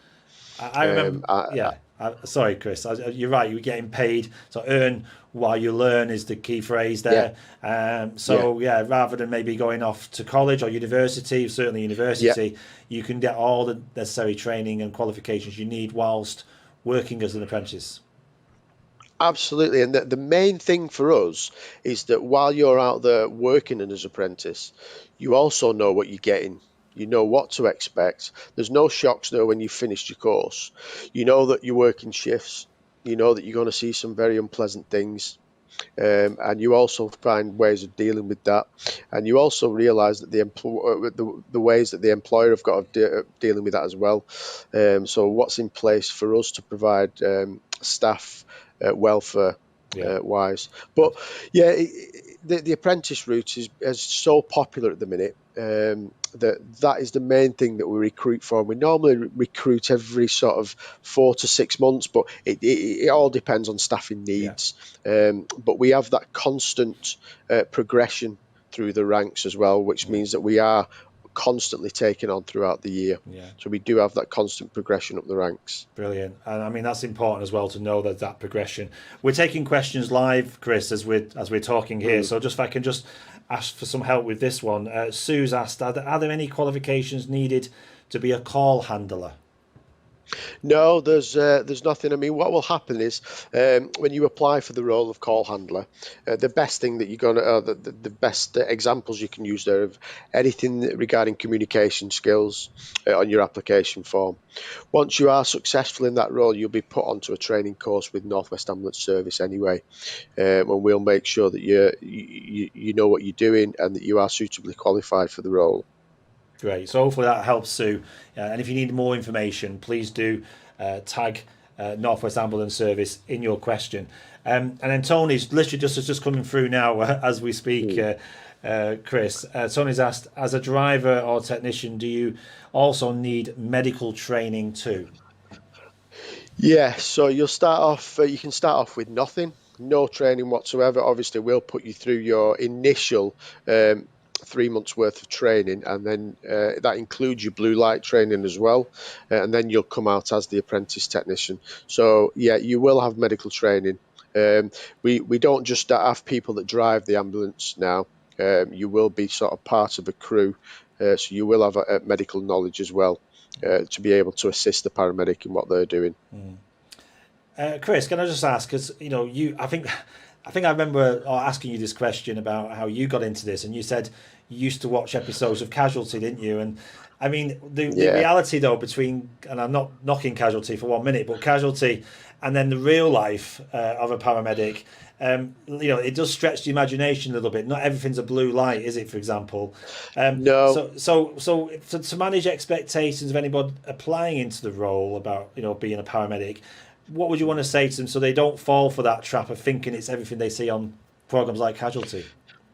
Yeah, so I mean, moving away from Casualty, we have obviously we have the 999 Watch for Emergency series as well, which is filmed with North West Ambulance Service. They do give a good insight into what we do. However, the reality of being out there for 12, 13, 14-hour shifts, it's a grueling job. It is a hard job. It's tough, especially with the things that we see, the fatigue that takes place, especially over the last 12 to 14 months. But realistically, you've got to be able to communicate with a wide variety of people. That's the main thing that'll get you through this job, is communication skills, because of the harsh situations that you put into. But people, what doesn't come through a lot with these programs is just the fatigue that can come along with the length of shifts that you're doing, mainly because we do as standard generally 12-hour shifts, and obviously we work 24/7 as well. So yeah, it does differ considerably from the program. No, and thanks for that, because it is, you're a reality check, Chris, today. And I think for people who have come into your service, maybe for those first few weeks or few months, do you actually see that yourself? Do you see that realization that it is a tough job ultimately? Yeah, massively, especially when we see it with the direct entry students who come from university. So these guys, might not have a lot of experience of any employment pre NWAS. And obviously all of a sudden then you're doing 12, 13-hour shifts, night shifts, day shifts within the same week, and that takes its toll anyway on your body. You do obviously get used to that, and it does become easier. But yeah, we see people struggle with that at the beginning, to the point to where they do question, is this job for them? Yeah. But obviously there is so much support within NWAS, from your crewmates, your colleagues, obviously to the educational teams that work within NWAS, that obviously we help you get through that. And it does just take a bit of acclimatization, really. But you will get there. There are some people, obviously, that find that the job isn't for them, and there's nothing wrong with that at all, because this job isn't for everybody. Yeah. Whatever aspect it is that you struggle with. But yeah, the fatigue side of it is I would say, one of the biggest challenges of the job. Can you kind of tell, because you've experienced of people joining you, can you kind of tell if there's a few missing ingredients there that they may not be successful, and those who are, for you, what is the sort of the main difference, the ones who are going to make it and those that don't?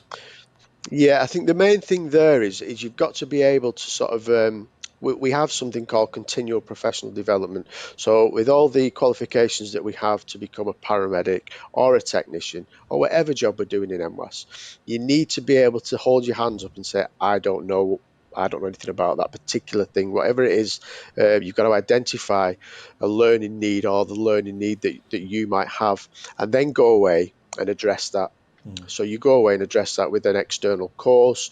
You might do some online reading, and this is the type of people we see that actually succeed and thrive in this job, are those people that identify their own learning needs. So we might go to a patient that's fallen over, broken the hip, and they might not recognize that, so they go away and they read up around that. They read all around the signs and symptoms of a hip fracture, for example, and then next time they come to that job, they know all about it. So it's addressing those gaps in learning that you've got, and actually being open about that. Yeah. And the other main thing is mistakes.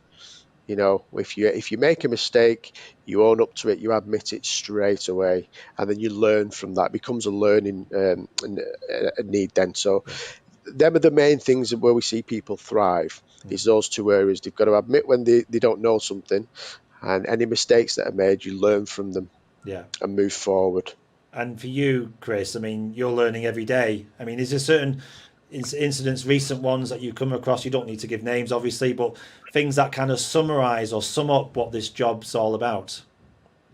Yeah, I mean, the main things at the minute is our urgent care work, where we're actually out in the community, not providing emergency care, but we're actually providing care maybe for the elderly, or for people who have fallen under the radar, especially during the current pandemic, with mental health services. You know, they do generally fall under the radar, and they're not being monitored by any particular teams. That all normally comes back to us in the community, and then we've got to try and engage with those teams again. So that's the main sort of examples we can give, is just the amount of community individuals in the community that we deal with who, due to the pandemic, do fall underneath outside of that team. And we've got to re-engage with that team. And just before we let you go, Chris, one of our favourite questions here on the channel is finding out people's first job. You know, I'm talking about when you're in school. What was that first job, either voluntary or when you got your first pay packet? Can you remember doing your first job? Yeah, my first job, I left college and worked at Morrison's. I worked on the fish bar at Morrison's, which I thought was fantastic because it was quite gory. So maybe that's inbuilt. Maybe that's something I've always wanted to do, but it was quite gory, obviously gutting the fish. But I thought that was massively interesting from a biology point of view. So I think when you look back at that, you think, yeah, it's probably kind of that kind of inquisitiveness is kind of inbuilt, I think. So when you were cutting fish up for customers, I mean, did it sort of click then that you wanted to be a paramedic, or when did you sort of realise, actually, I could do this job? Yeah, I mean, I wanted to be a paramedic, like I said, years ago, and I never forget, like going back to casualty, and I think one of the paramedics had a degree, and I remember my dad saying to me, you know, they've got a degree, it's not an easy job to get into, you've got to go to university, and I thought, maybe I won't do it then. But yeah, I think the first time I decided I was actually going to do it was probably when I'd qualified for a different profession, which was as a podiatrist, so chiropodist, and decided that I wanted to be involved more in the acute sector. Yeah. Well, listen, always a pleasure to have you on, Chris, on the Jobs Live channel. Thanks so much for joining us for Care Live this morning. And there's been quite a number of people interested on the chat, as you can imagine. So if you could jump on there when you get a minute and take some of those questions and just really promote what you do, because, it is a fantastic, rewarding job ultimately, isn't it? It is a massively rewarding job, yeah. We don't always see the outcomes. Because a lot of the time, once we've taken the patient to hospital, we might not see that outcome because we're off to our next call. But yet, it can be a hugely rewarding job, especially when we found out and we've got feedback from a patient with regards to life-saving interventions that we've made. That is massively rewarding, yeah. Yeah, I'm sure it is, Chris. Thanks so much again for your time here on the Jobs Live channel. You take care of yourself as well, and hopefully see you soon back here on Jobs Live. No problem. Thank you very much for that.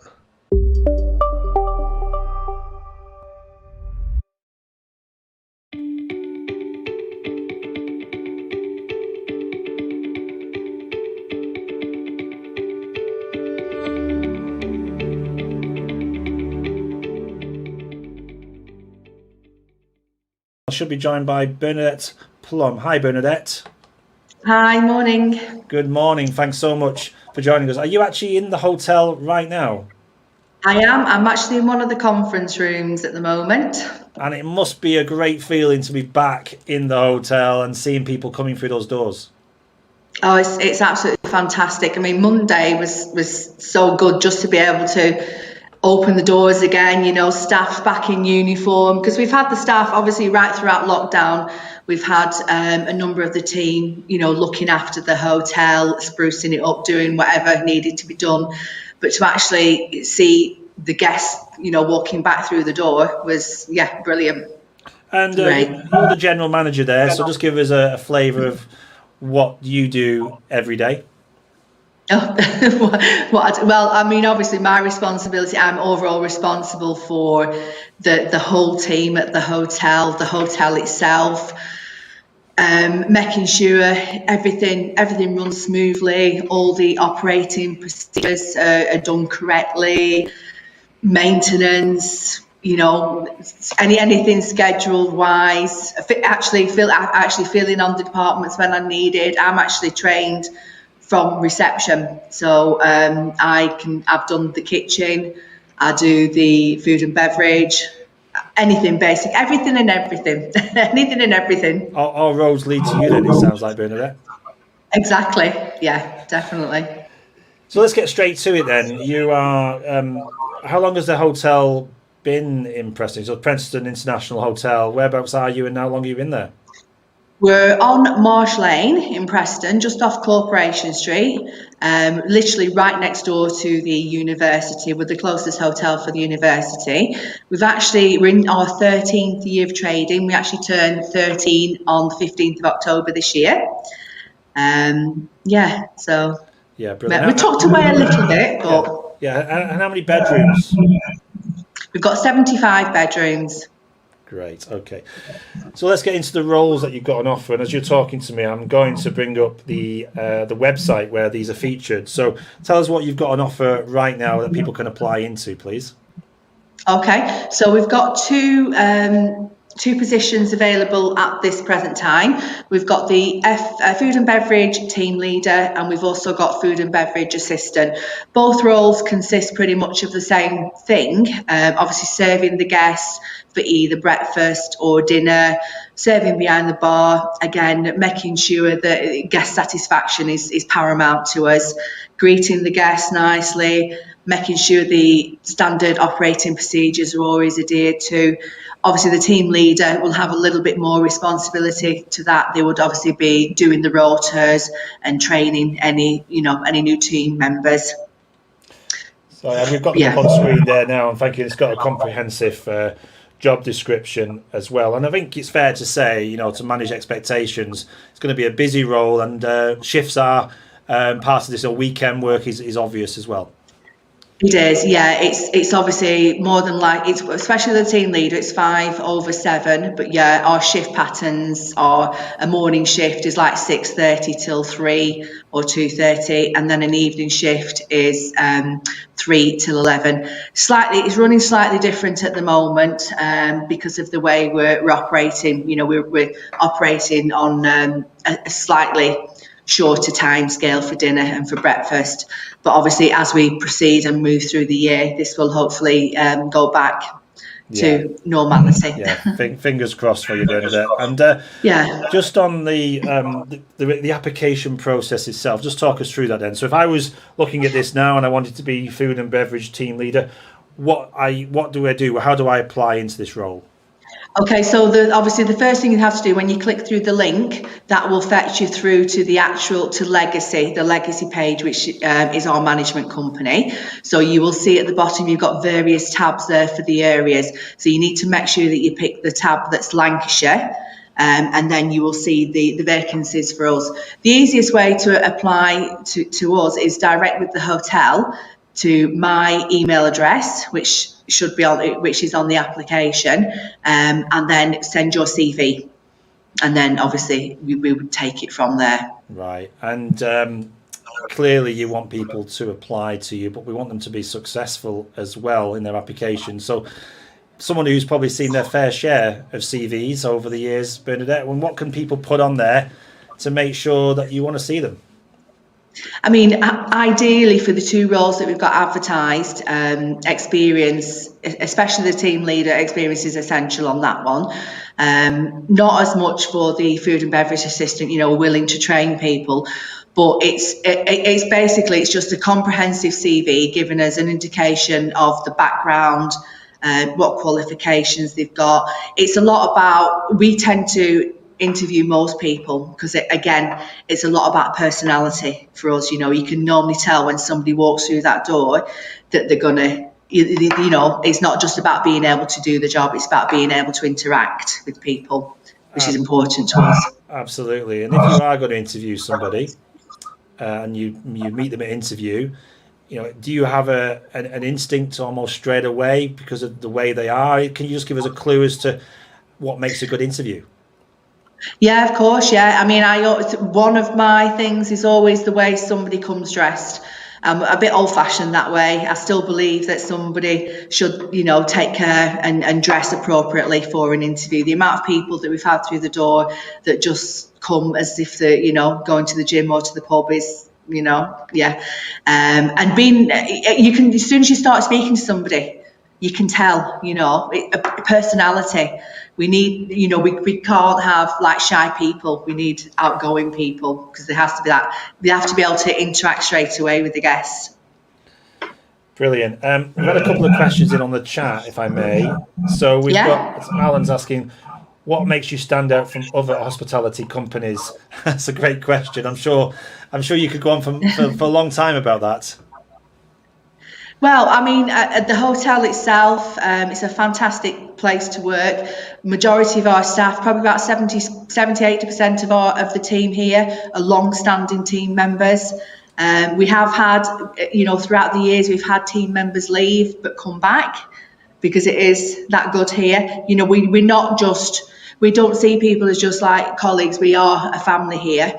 Most people that are here can multitask. Everybody's always 100% willing to help everybody. It's just a great place to work.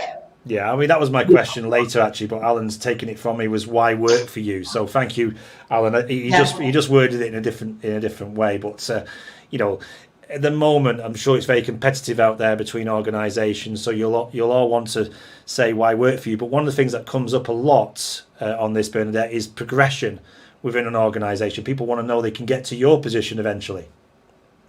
Yeah, I mean, obviously we are a small team, so it's, you know, if there is that chance, obviously everybody, you know, has the chance to shine.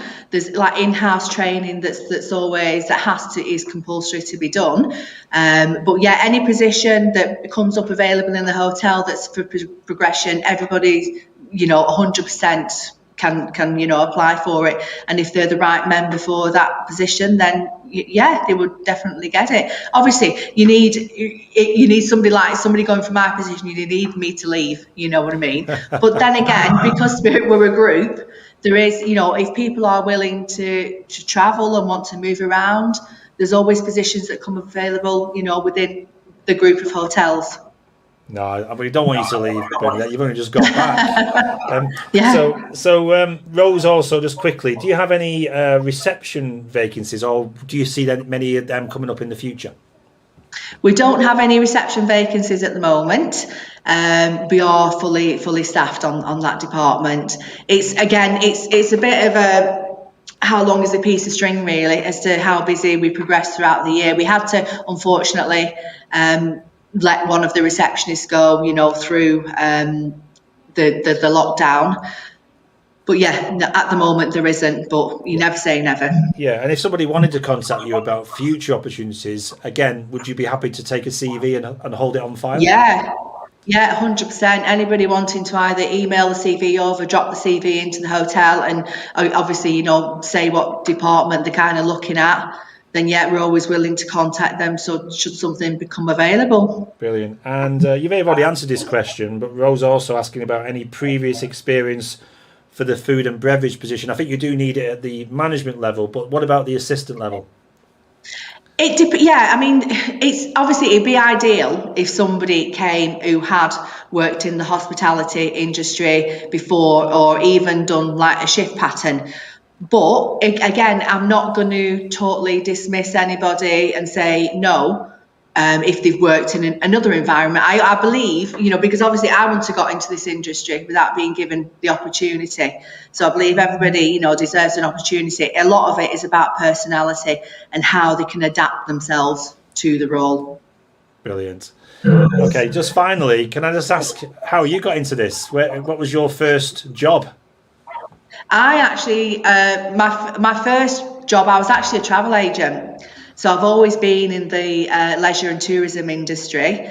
Then I actually worked in a scuba diving centre that did travel. So I arranged the holidays, and I actually got to dive master. And then I always wanted, to work in a hotel was something that I always wanted to do. I'd say I was fortunate to apply for a receptionist position at another hotel who did give me that opportunity, and it kind of progressed through there, really. So you never really look back, have you? I mean, you clearly enjoy this sector. What is it about it that keeps you coming back for more? I think it's just a great, hotels are a great place to work. Don't get me wrong, they have the moments where, like any other industry, it's hard, and you literally dealing with the public every day sometimes can be challenging, in any job. But you'll get that guest who will walk through the door and be just the perfect guest, and it kind of just makes you realise this is why you do the job. Yeah. This is why you do. You can't get out of it. Once you're in it, you can't get out of it. Yeah. No, it sounds like you've had a great career, and hopefully people who are applying today into your hotel, that's the start of their career as well. And is there anything they can do work experience wise, and where could they maybe pick up, even if they're in school or college right now, where could they pick up some experience so that you may want to see them in the future?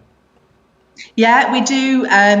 We actually work with a lot of like the colleges, like Preston College, Runshaw, and we actually do, when they do, a lot of them that doing the hospitality management courses or the hospitality and travel courses at the colleges, they will do a certain amount of on-the-job training, and we do take people to do that. And we've had people, we work with the Prince's Trust as well, and we've actually employed people that have come to us through work experience and through the Prince's Trust as well. Brilliant.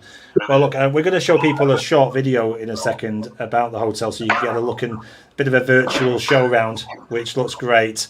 And I just want to say, Bernadette, thanks so much for your time here on the Jobs Live channel, and please do come back on with any future vacancies that you've got, and when we do shine a light on this fantastic sector, it'd be great to get you back on to tell us a bit more about opportunities that exist there within the Preston International Hotel. In the meantime, Bernadette, thanks so much for your Thank time. You take care. And you're welcome. And Yeah, welcome, Angie. and welcome back. It's Thank great you to very see much. you. Thank you. It's great to be back. Thank Take you. care. Bye-bye. Bye.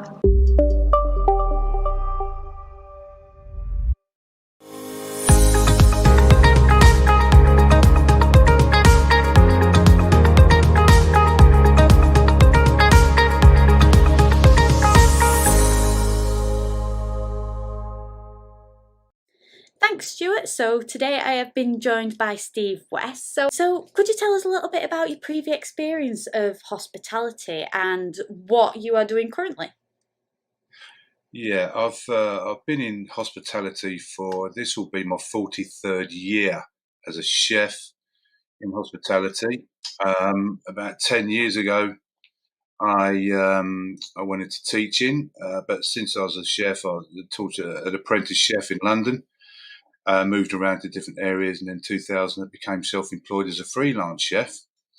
And I decided to go into teaching and loved every minute of it.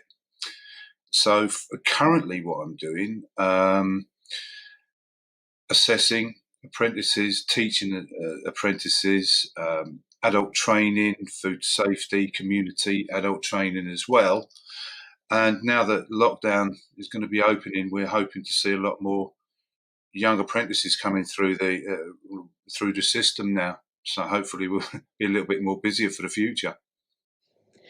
Absolutely. And just to touch on the previous experience that you've had, it's just incredible. Like, you've had 43 years as a chef in hospitality. And you've like had so many different things going on. You've had obviously the foundation degree in arts, and obviously that has helped a lot with your career, I assume, and just from going all through that experience, especially with the teaching side of things. I teach multi-level, from entry level right up to foundation degree to professional cookery, and it was a foundation degree in international management. And many people are under misgivings that in hospitality, that in actual fact you can't get a degree or a master's. In actual fact, it's a rich, beautiful course to be on, because it offers pathways to those that might not want to go in the kitchen. But once you go into a hotel, it has everything for everybody. You know, you've got housekeeping. You obviously have the front and back of house, housekeeping, rooms division, the complexity of the hospitality degree. It is a beautiful thing. And to achieve that, it then inspires these young people actually to show them they have a good, long future in the industry. And it is a fantastic degree to have. And especially with the level 3 professional cookery and the apprentices, it's an incredible place to be, right in the middle of both industry and education. It's the crosshairs of fantastic, passionate place to be, really.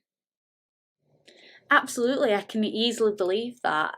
So at the moment, whereabouts are you based?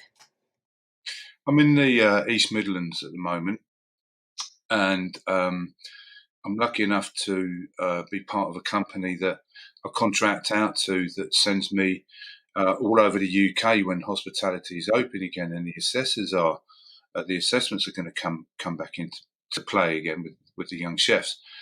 And so I'll be everywhere from Cornwall down to Weston-super-Mare, Lake Windermere, Milton Keynes, all over the country. So it's nice to see the different areas and see the different restaurants that actually that are stepping up and helping these apprentices as well. Even though I'm based in the Midlands, which is pretty handy, to be fair.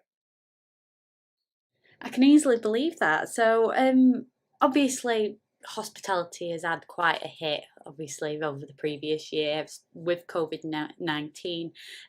Could you give us a little bit of insight into the broader range of how it has impacted specifically the hospitality sector? That is a question and a half. That is, excuse me. It's thrown up so many issues, this COVID. One of them being the core principle of the fact that, well, two core principles is that one, that Brexit has stop the EU migrant workers coming over that supported our industry for so many years. They have been the backbone of it, and we are now having a petition for to relax the laws on the EU migrant workers at the moment, and would implore anybody to really think about that petition currently. That's one side of it. The other side of it is the impact on small businesses and businesses up and down the country, finding chefs, and there's a massive shortage of chefs at the moment. It's going to be quite devastating. Even speaking to a friend of mine who runs a recruitment agency up here in the Midlands, literally got a text this morning, can I find 2 chefs for this particular small business? Can't find them. They are not. He's had to stop contracts. The chefs are.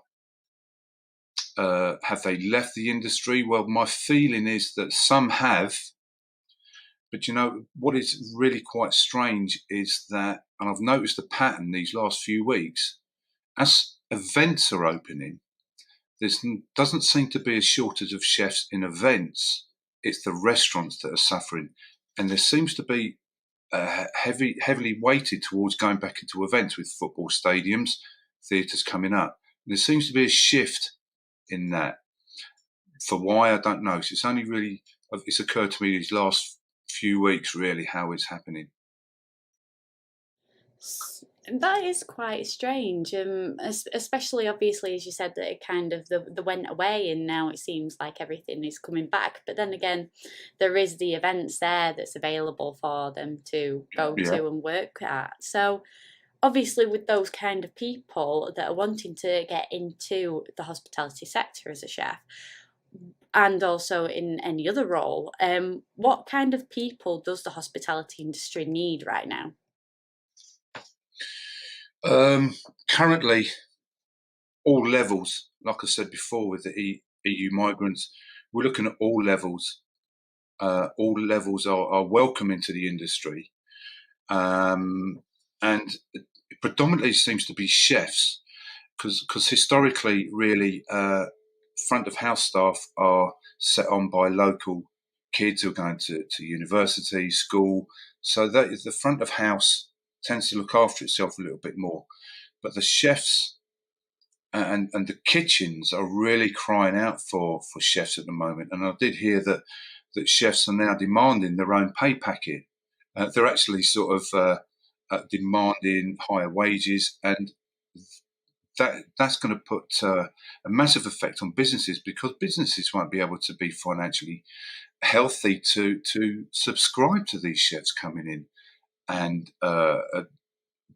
meeting the wages that they're asking for. So the different levels they're looking at, especially a specialism like a pastry chef. Currently, pastry chefs are very, very short indeed. I've reflected on this and wondered if the pastry chefs have decided to actually open their own businesses. You might have seen a glut of Facebook pages whereby these young people are making up their cakes, sending them out. And so I'm wondering if actually they decided to become little mini entrepreneurs up and down the country, and maybe that could be an answer to why there's not many pastry chefs out there. And it's a specialism much needed, definitely much needed in the industry. 100%, and I agree with you. There has been a lot of Facebook pages where people have been branching out. Not that I'm complaining, but it would be a bit of chocolate and sponge. Come on, please. Exactly. Perfect. So obviously, those people that are wanting to get into the industry, especially if it's a patisserie chef, as well, with that opening available. Do you have any hints or tips for them that might be looking into the hospitality industry in particular? Yes, well, further education colleges up and down the country are finding it difficult for some reason the last few years to recruit into curriculum professional cookery and front of house. In local areas again, students to come in. We're not quite sure why the numbers have fallen so much. but the colleges do need to rely on those numbers for the funding. Anybody that wants to come into the industry, go to the local colleges, maybe even find, it might have been that you've been pot washing in a local restaurant and that an apprenticeship is offered to you. Apprenticeships is a very rich course to go on, supported by providers and colleges and supported by the businesses. So there are many ways in, and the great thing about apprentices, you get a bespoke environment to work in. You work with a decent chef. They'll progress you. They'll work closely with the provider that will build your confidence, and then you can start to look at the progression or the pathway that you like to look at for a future career in it. I mean, 43 years, and I still learn stuff, different ways of plating up, little techniques. And after 43 years, it stood me in good stead. So I haven't had a bad career out of it, to be fair. Brilliant, that's great. So obviously, though a lot of people, I'm sure, will get a lot of information out of that, especially with, as you said, it's still like being at school again. It's, you learn something new every day, and it's an amazing industry to just keep learning different skills, as you mentioned there. But in terms of the future of hospitality, do you think that there are any solutions after obviously this year that we've had, and what do you feel is needed and how it can be done? Well, industry needs to come together with, I believe, this is a personal view. I've thought this through so much. The infrastructure of hospitality, both in education and the actual infrastructure of hospitality itself, has been always in place. What's needed now is really adhesion between education and businesses now. And in 2014, the Trailblazer Group that started the apprentices standards have put in a massive, robust system for the apprenticeship standards.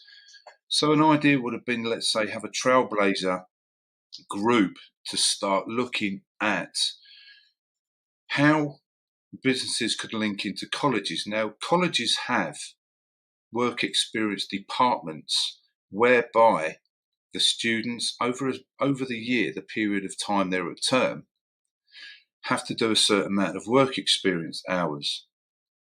So my idea would be, and I spoke to my friend this morning in recruitment, how feasible would it be for a recruitment agency to link in with that employment engagement department and start adhering and liaison and open dialogue between the college, the engagement team, the recruitment agencies, who could then help out because they have the local networks and the local businesses on side, and start building that stopgap of skills, supporting businesses at a local level, whereby it can then kickstart hospitality business.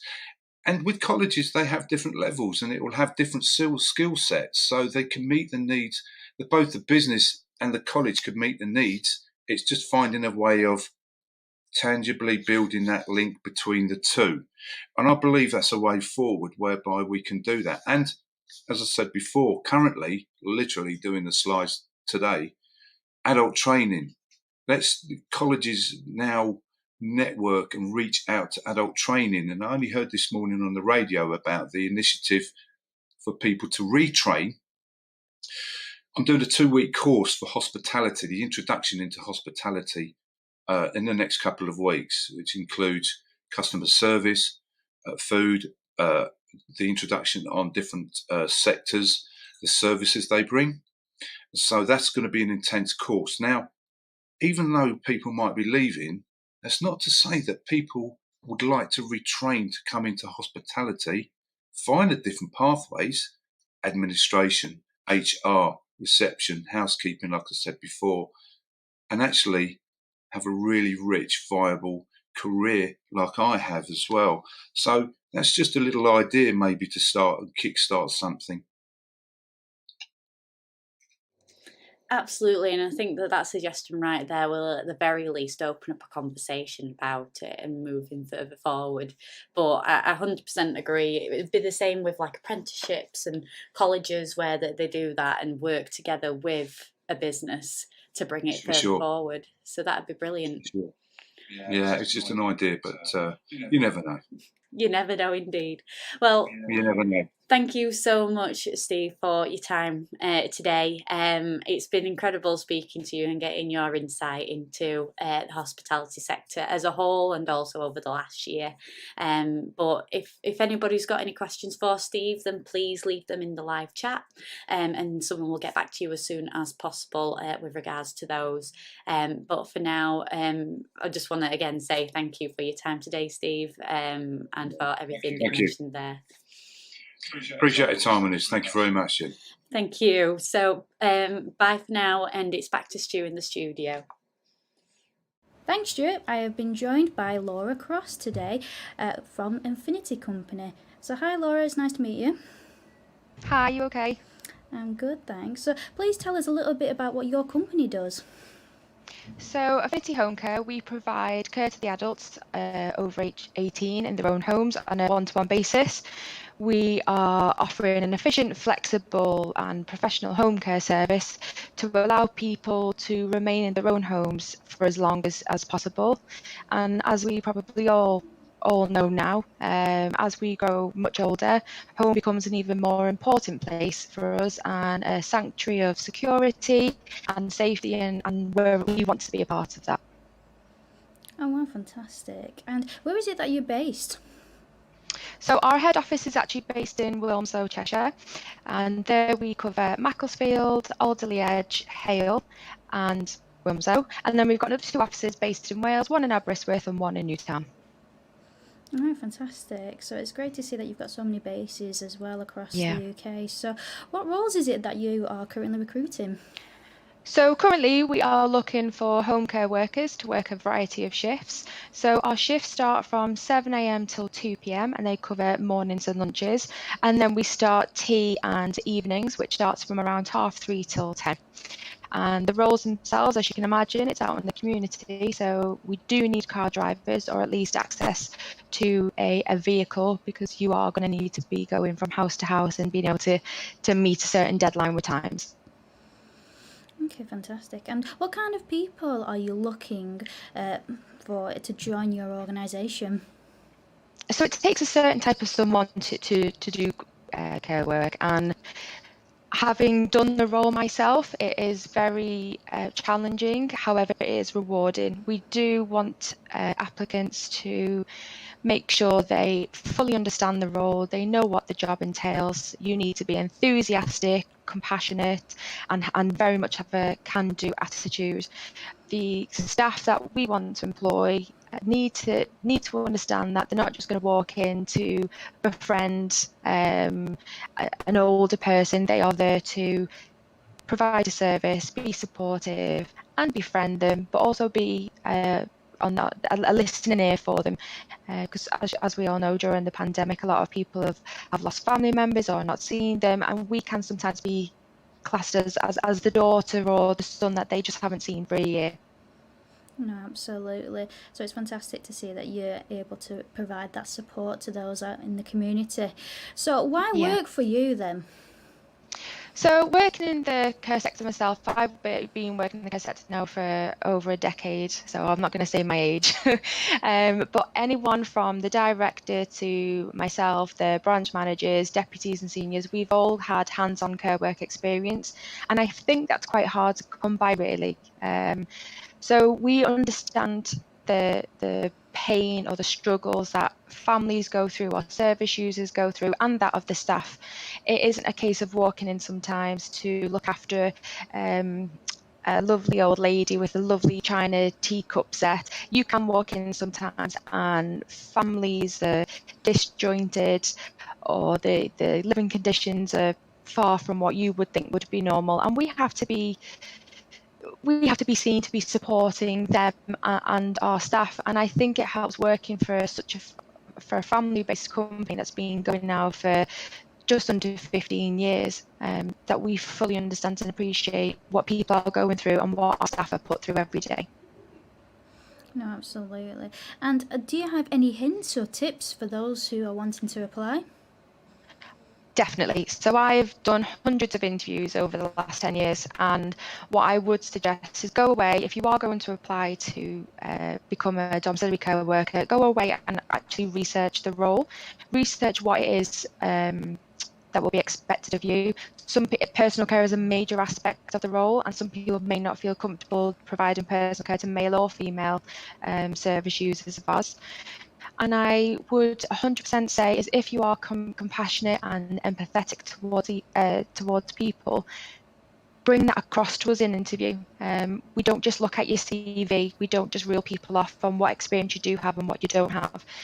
Don't stress too much and just be yourself, and if that will come across in an interview for us, and that helps us make that decision at the end. Oh, well, that is some fantastic tips that you have provided for us today. So thank you very much for joining us. It's been a pleasure speaking to you. And back to you, Stuart, in the studio. Thanks, Stuart. So today I have been joined by Alex from Eddie Stobart. So Alex, could you tell us a little bit more about Eddie Stobart and what you guys do there? Yeah, of course I can. So Eddie Stobart is a transport and logistics and warehousing business. We're based all across the UK. We store and move goods on behalf of our customers over a 7-day week, 24/7 operation. We've got about 6,600 staff working across all the operating centres all across the UK. Perfect, that sounds amazing. So you mentioned all across the UK there, but where exactly are you guys based? So my team and myself are based at our operating centre in Wellington, but we've got lots of other operating centres, mostly around the Midlands. We've got some in the south of the country as well, but basically all over the UK we've got bases. Perfect, that's lovely. So what roles are you guys recruiting for at the moment? So we've got a wide range of roles that we're recruiting for, anywhere from warehouse operatives and forklift truck drivers to Class 1 drivers, and then also office staff. So that could be anything and everything from finance support, HR, customer service and administration roles. Perfect, that sounds lovely. So a nice variety there.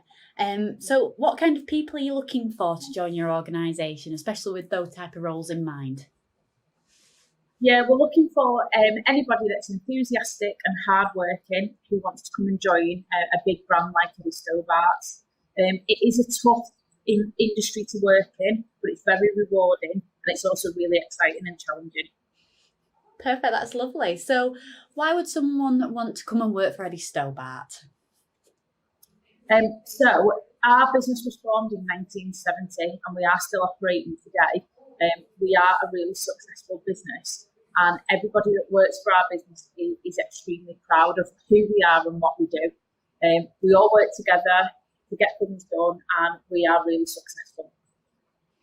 Brilliant, that's amazing. So for anyone out there that's wanting to apply today, do you have any hints or tips for them? Yeah, my top tips would be make sure that your CV is kept up to date and it's got the correct contact details on it. Make sure you do a spell check and make sure that everything makes sense on it. Attention to detail is key for a lot of our roles. So that's some of the basic things that we look for in applications.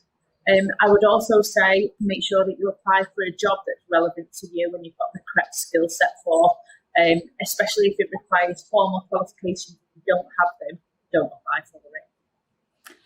Perfect, that's lovely. Well, thank you so much, Alex, for your time today, and thank you for those amazing hints and tips there as well. I'm sure a lot of people will be getting a lot out of that. However, unfortunately, that is the end of the interview for today, but hopefully we'll have you back onto the Jobs Live channel again very soon. But for now, it's back to Stuart in the studio. So I've now been joined by Alice from Rosendale Trust. Hi, Alice. Hi. Thanks for joining us on the Jobs Live channel for this Northwest Works for You broadcast. Just tell me a little bit about yourself and what your company does. Yes, so hi, nice to join you. My name's Alice Clues. I work in the HR department at the Rossendale Trust. The Rossendale Trust provides supported living care to adults with learning and physical disabilities in apartments and houses. So our care support workers work as part of a team, and they provide high standards of care and support to our tenants to enable them to live a full and meaningful life. So they'll promote independence and choice for each tenant in all aspects of their life. So that could be cooking, cleaning, personal care, attending appointments, and leisure activities as well. Great. So as an organisation, where are you actually based? So we're actually primarily based in Sutton, Macclesfield, but we do have properties in Buxton as well. Great. So anybody who came working for you, Alice, currently, would that be physically coming into the office, or is there some element of remote working as well? So it's support workers, so they would work in the tenants' apartments or houses, so that would be in Macclesfield. If the position is based in Macclesfield, it would be in Macclesfield, or we do have positions that sometimes are available in Buxton. Perfect. Okay, great. Just tell us the kind of roles that you're recruiting for then currently. So at the moment, we have full-time and part-time positions available for care support workers based at our Macclesfield locations.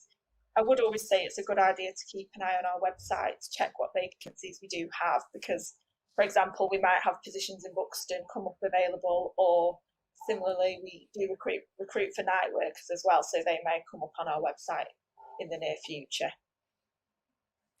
Perfect. And the kind of people you're looking for, then, people that you were wanting to speak to today, who succeed in your organisation, what do those people look like, Alice?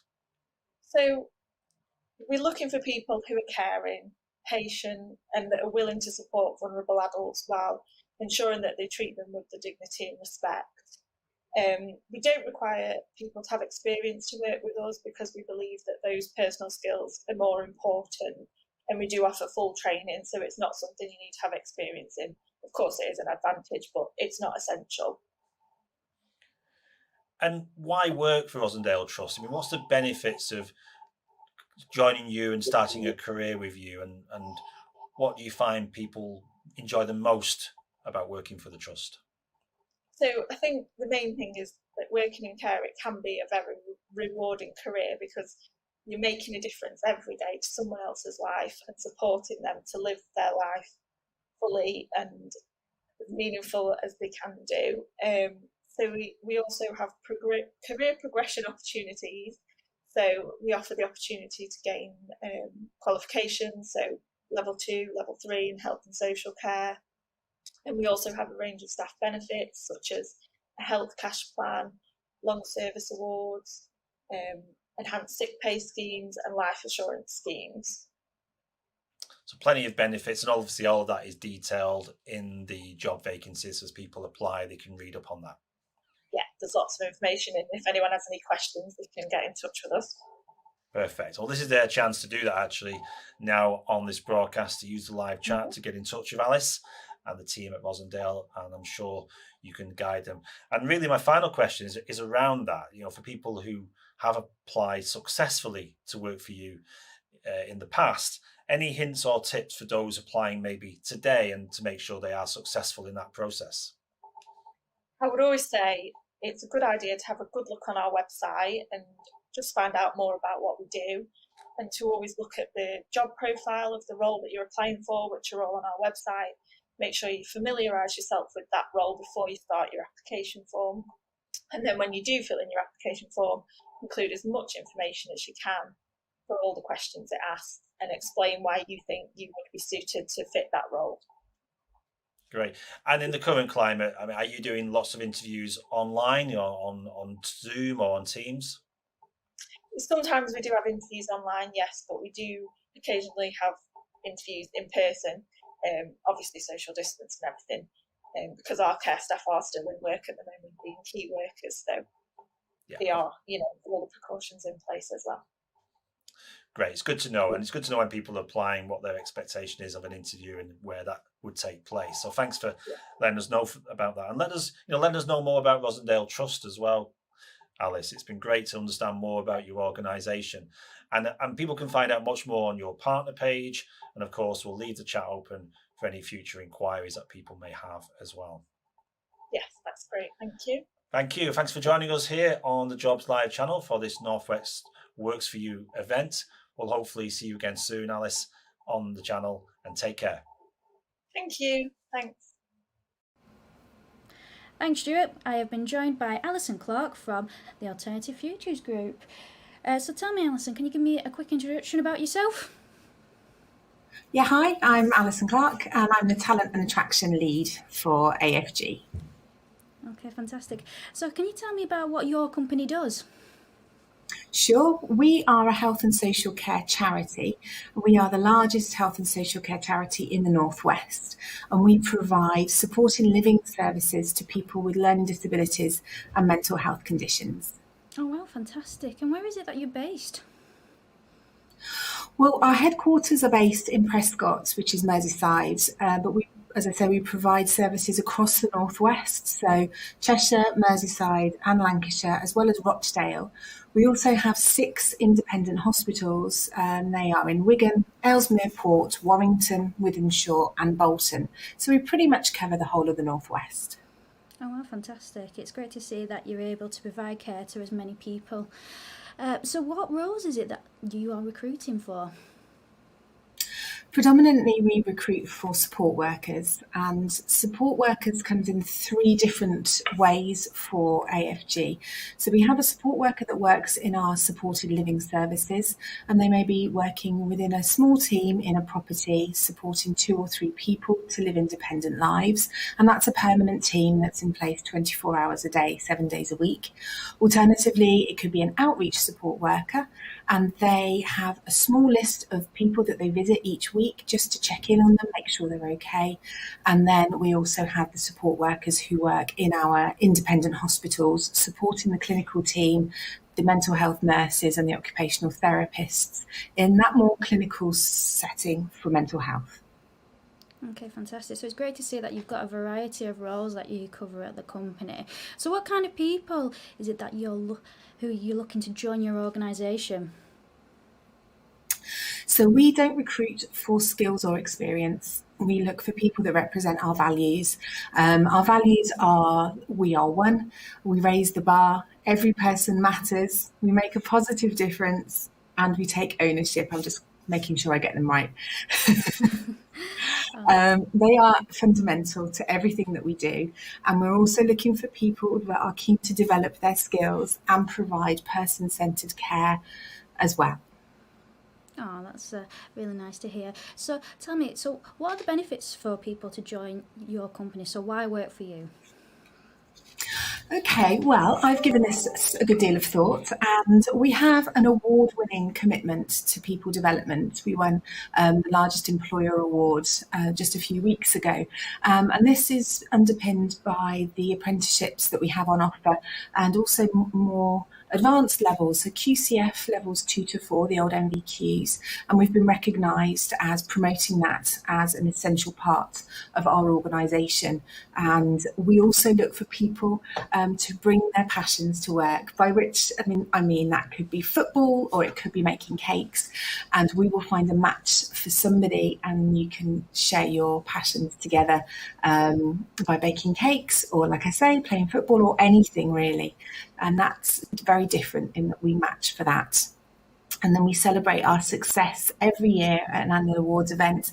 It was a bit quiet, the last one, but prior to that, it's a big black tie affair, and people that represent our values are nominated for the awards throughout the year, and then we celebrate that as well.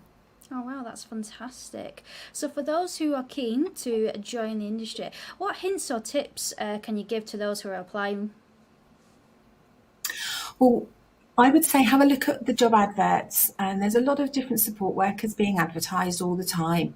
We provide a lot of detail around the very specific nature of the support that you'll be providing for every individual advert we put out. So take time to find one that really matches what it is you're about and you can offer. And then take some more time to think about how you can get that across in your job application. We have one particular question, for example, in our application form, and you can take the opportunity to tell us more about yourself and why you think you're right for this particular service, and obviously a good up-to-date CV, always needed. Oh, that's some really great advice that you've provided for us today, and some interesting information about your company as well. But that's all that we have time for today. But thank you very much for joining us. So it's back to you, Stuart, in the studio. We're going to speak to Amanda from Stockport Homes. Amanda, is it fair to say the building industry is also in a bit of a boom at the moment? It is, yes. Very fair to say that, definitely. So you're Amanda Ward from Stockport Homes. Just tell us, Amanda, a little bit about your role there within Stockport Homes. So yes, Amanda Ward, Stockport Homes. I'm the Employment Support Manager. So essentially one might think that our business is just generally about rent collection or buildings or properties, but it's really about communities. It's absolutely, we've got our mission, which is one team transforming lives.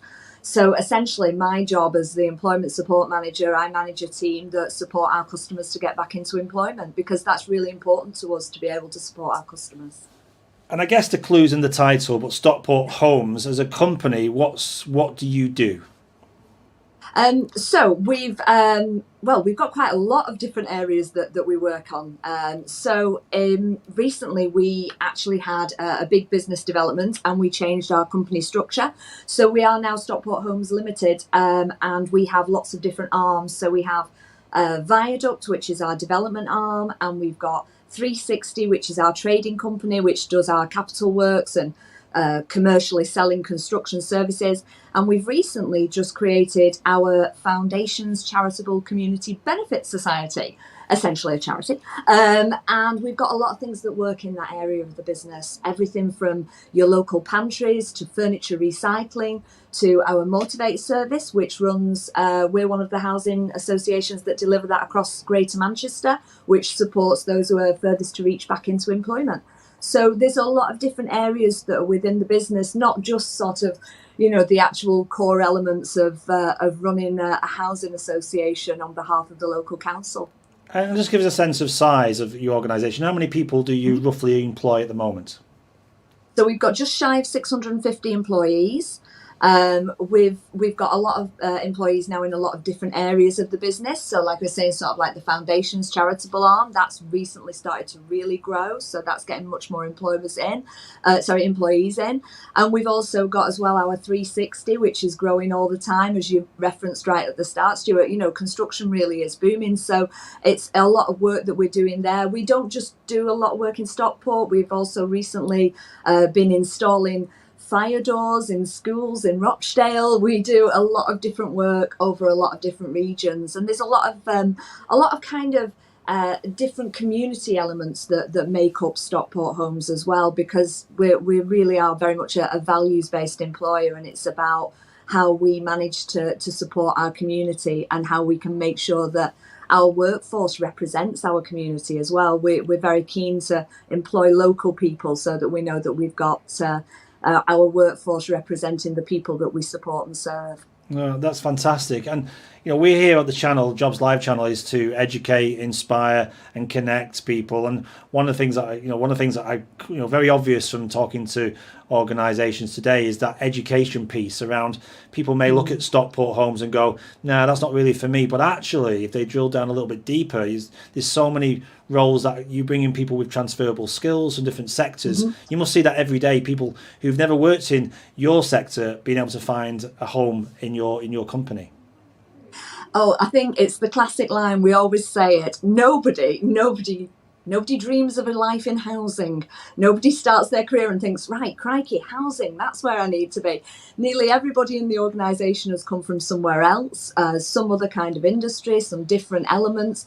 And we really do bring a lot of that together, and then people start to come and work for us. I was looking recently to prepare for sort of like this morning, and we've got so many different jobs that we've recruited for in the past 6 months alone, not just sort of like those construction and joinery jobs, but antisocial behaviour team leaders and key workers and housing support officers, so many different elements of the business. And I think a lot of people don't always think that a housing association has so many component parts. We've got finance, we've got HR, we've got our marketing and comms team, which do external work for the organisation and also as well for other organisations. So there's a lot of different elements to working for a housing association. It really is quite a wide and diverse field. But you're right, Stuart, not everybody thinks of housing. That's the key area for me to move into. No, indeed. And I think part of today is making sure people are aware of that. But just give us a flavour of the kind of roles that you have currently within Stockport Homes. If I was to go on your website now, what would I find? So this is the concerning part. So at the moment, you'd only find one job that we have, but this is because we've changed our recruitment organisation that does all of our online recruitment. And by the end of today, though, there will be a lot of other jobs that are going up. But it's like the changeover day has just been today. Typical. So at the moment, we've got our. It's typical. It's just typical. At the moment, we have our HR administration. Up until Sunday, we had an electrical engineer's job that was available. But we've got quite a few different key workers, support worker roles that are in the pipeline. We've got some team manager roles that will be coming out in the next few weeks as well. And I've been reassured by HR this morning that there are at least 10 other positions that will be on the website by this afternoon. That's brilliant. So if someone wants to get in touch with you, you could send them that information, those links, Absolutely. So they can refresh the page later on today and hopefully see a lot more roles there. More jobs there. Yes, definitely. Perfect. So there's something, if you wanted to go to Stockport Homes, and I'm sure your team will put the link on the live chat as we're talking there, so people can go straight to that page and ensure that people find you and can register or do whatever they need to do to get in touch, Amanda. You obviously, in your role, you see a lot of people's applications, and then you recruit them, and you must sort of see a pattern emerging of the kind of people who are successful in Stockport Homes. What is that? What are you looking for in people when they come work for you? For us, it's the values. So we work to our Aspire values, and it really is core for all areas of the business, whether that's in construction elements or whether that's in our HR team or our finance team. It absolutely is the values. And for us, it's about providing an exceptional customer experience for everybody who is one of our tenants, and also as well working hard to change and create better communities. That's absolutely at the core of our mission, really. So there's a lot of things that we look for that are more sort of like your values as opposed to your actual technical skills and abilities. Certainly looking for the right type of fit for a Stockport Homes employee. Thank you. And as an organisation, I mean, what's the benefits of working for you? I mean, what does working at Stockport Homes mean for someone who joins you? I think there's some of the core headline things. So we're a living wage employer, we're a Stonewall diversity champion, we are platinum rated investors in people. Our most proud achievement is that we are in the Sunday Times top 100 best non-for-profit organisation. We are number one as of 2020. Well, congratulations. So it is, but for us as well, it's the package that we offer all of our workers, or everybody who works for Stockport Homes. There's an amazing amount of emphasis that's on health and well-being, that's on supporting people. We support staff to do qualifications, accredited qualifications, diplomas. There's a lot of work that goes into, we're very keen to grow our community, grow our own, and make sure that people have amazing opportunities to develop and that people are happy at work. We have a lot of things that we do. We do Aspire Days, so where people can take part in activities and really feel part of the company. We've done a few of those remotely even over this period of time, and sort of like lots of packages and documents and goodie bags and things like that are sent out to staff, and we're all brought together virtually to do wonderful activities. But it really is very much a family, and it's an amazing organisation to work for, and there's a wealth of opportunities. We've been working very hard with the DWP in relation to kickstart opportunities. We've got 7 of those that have 4 have just started today, so we've got another 3 to start later on this week, and we've got a new range of Kickstart opportunities that are coming out as well. But there's just so many opportunities for people to join the organisation and to grow and to really develop themselves and their skills.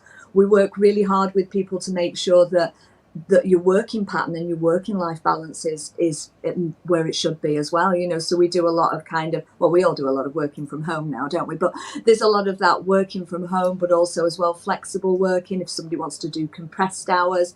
So there's a lot of different benefits and different opportunities just by working for Stockport Homes that people can access. Thanks, Amanda. Thanks for sharing that with us. And regarding, you know, you've talked there about the people who work for you and what they bring to the organisation, and of course the benefits of working for you as well. My final question is around really the support that we're offering today. As you know, there's lots of your peers and lots of organisations supporting people back into work, because, you know, it is quite isolating, isn't it? Quite a lonely journey when you're looking for work, and any support you can get is much appreciated. So you as an employer, what hints or what tips can you give people right now to make sure their application is successful? Well, I would say, first of all, if you want to get in touch with us, my team are there on hand to help people with CV writing, job searching, applications, all that kind of support.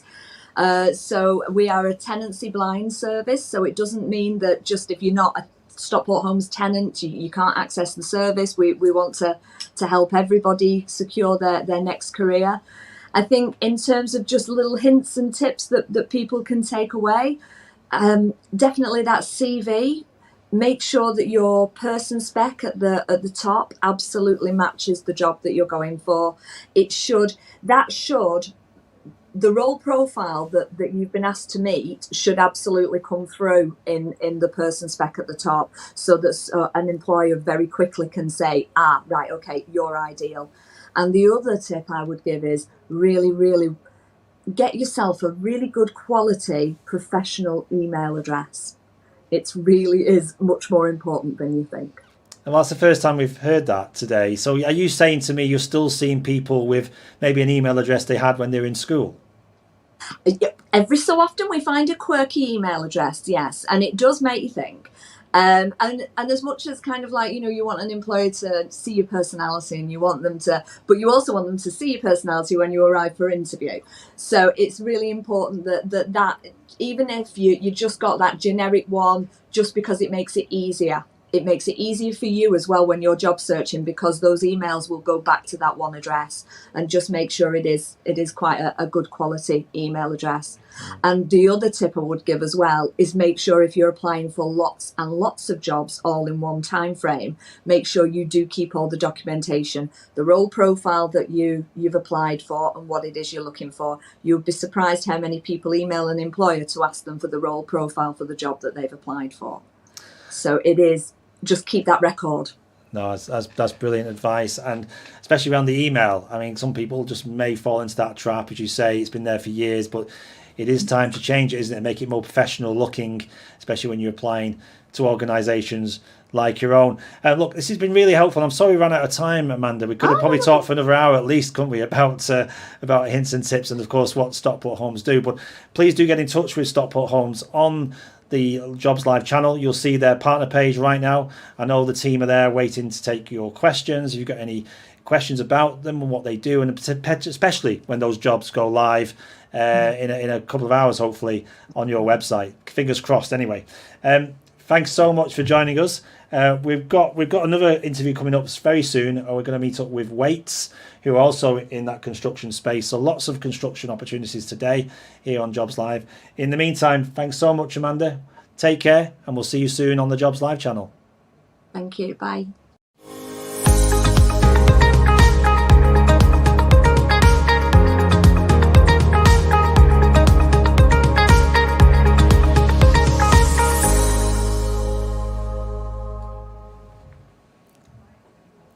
So welcome back to Jobs Live. This is Wednesday, and thank you for joining us here on the Jobs Live channel. Hope you found today useful.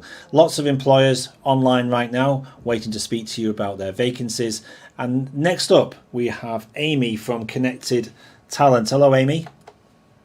Hiya, how are you? Very well, thank you. Thanks so much for joining us here on the Jobs Live channel. So, not many people may have heard of Connected Talent, and I know there's other parts of the business as well called Connected Health, but tell us a little bit more about the company and where you're based. Yeah, so basically I work for Connected Talent, but I be hiring for Connected Health. So that's who we be hiring for. It's a domiciliary healthcare company. So we help obviously care for elderly, vulnerable people in their homes. So we be hiring people to be able to do that job. So we started in 2012 in Northern Ireland. That's where our headquarters would be.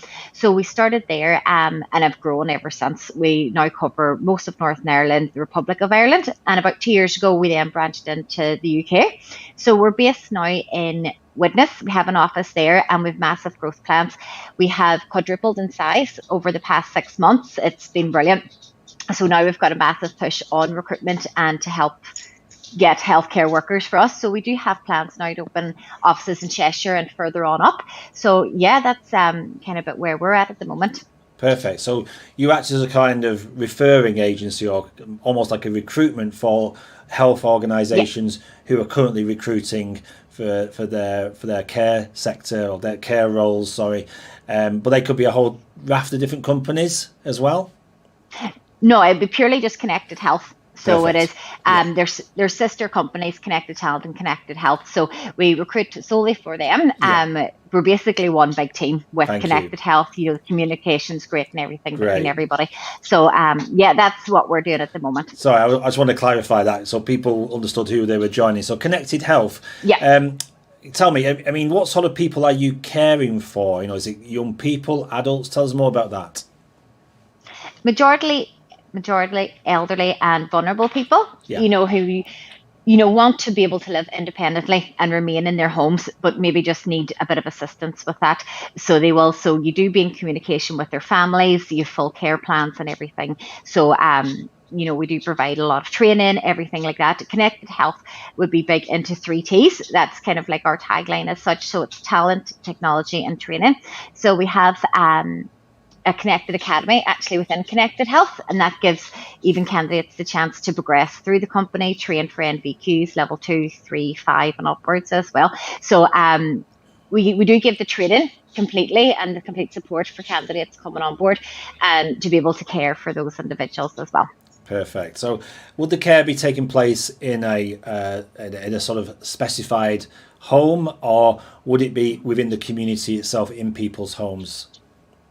So it is within the community. So that's the thing. All candidates majority would need to be able to drive and have access to a car, as it does involve going from maybe house to house. But we do cover, everywhere from maybe like Southport, Sefton, right through Liverpool, down to Cheshire, St Helens, Halton, everywhere like that. So we do try to keep the individual in their own area as such. We wouldn't ask them to travel across the country or anything. Sure. So it would be looking after people in their homes, and trying to keep them there and keep them as comfortable as possible. Of course. So in a typical day, how many people could they see? And how many people would be on their caseload? It's really dependent. It's hard to say because it would be dependent on the client's needs. Yeah. Some clients do just like a bit of company. You might pop in, have a cup of tea, just chat with them for a bit, make sure they're okay, they don't need anything. Whereas others, you may need to be there longer for as such as going in, maybe helping them get up out of bed, personal care, personal hygiene, getting them up, making them breakfast, getting them set up for the day. So that would obviously require longer.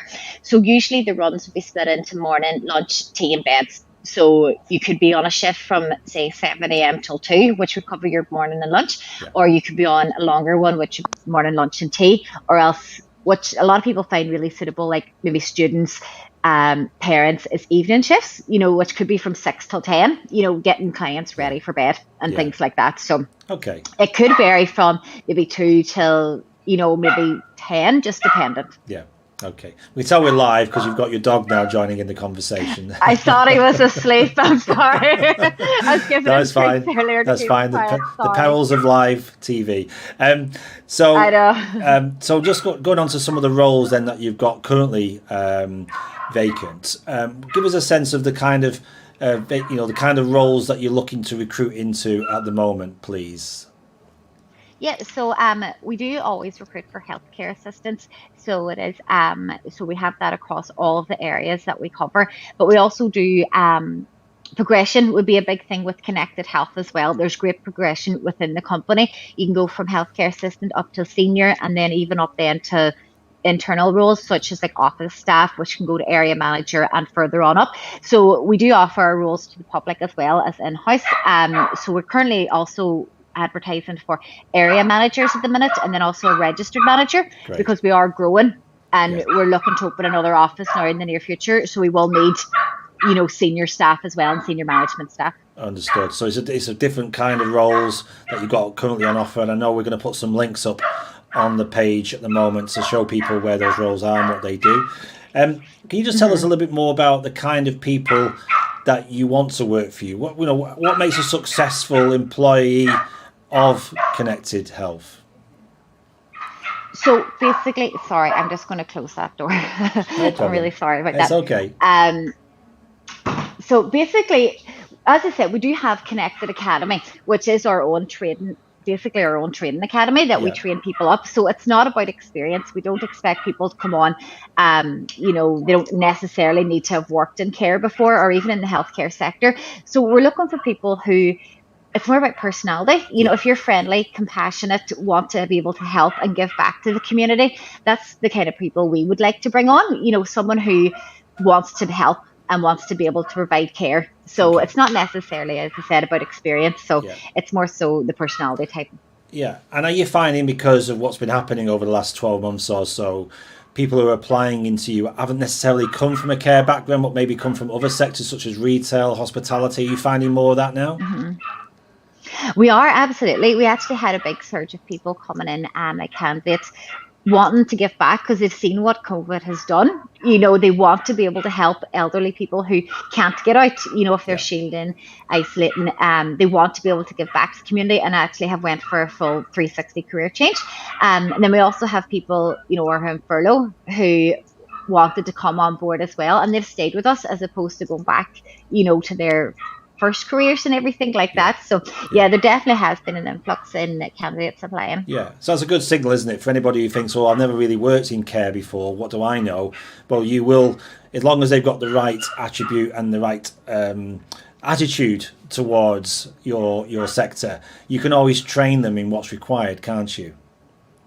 Absolutely, because as I said, with the Connected Academy, we have our own training manager in GB as well, who is done training and care for years, and she's brilliant. She would take on, you know, everybody up to NVQs, as I said, 2 and 3. You can progress even further. Right. You know, it's brilliant. We do have massive training platforms for that. Fantastic. And you've probably, as often, you've seen your fair share of applications, you know, as they come in there, Amy. And, you know, what suggestions or advice can you give to anyone applying so that their CV stands out and there's more chance of them being interviewed? Mm-hmm. It's more so, as I said, kind of personality type. If you can manage to bring it across in your CV that you want to help, we do like to think, you know, as I'm sure yourself, you wouldn't want anybody just coming in looking after your maybe elderly mother, elderly grandparents, things like that. It's someone you know that would be able to look after people well. Yeah. So it is, if they're compassionate, have empathy, you know, friendly, and want to be able to help, that's the main thing we like to see come across. Great. Well, that's really great advice. So I think it's all about personality, not necessarily about the skills or the qualifications that they've got. It's more about attitude, isn't it? Mm-hmm. And being positive. Absolutely. And someone that you need to trust as well. I guess trust is a massive part in this too. Oh, for sure. Definitely is, yeah. Yeah. So if people want to find out more about Connected Health, is there a website they can visit, Amy? Yes, we have our website. It's connectedhealth.co.uk. It does have everything about the company on it and the job opportunities and everything like that. So yeah, absolutely. We're on Facebook, we're on Instagram, Twitter, everything. Perfect. Okay, well, we're going to encourage people to do that. Just have a look. We do get a lot of people coming up to the channel wanting to work in care. So we'll definitely signpost them towards your organisation, and the very best of luck in finding the right people. And I will let you go and care for your dog as well, who sounds like he needs either a walk or he needs his lunch or something. But no, it's been he just wants attention. Don't we all? But anyway, it's really nice to have met you, Amy, and thanks for your time here on the Jobs Live channel. And we'll hopefully get you back on again soon in the near future, talking about future vacancies. Thanks very much. So that was Amy from Connected Health and her dog in the background. We're going to now move on to more companies who are working with us here on the Jobs Live channel. Thank you.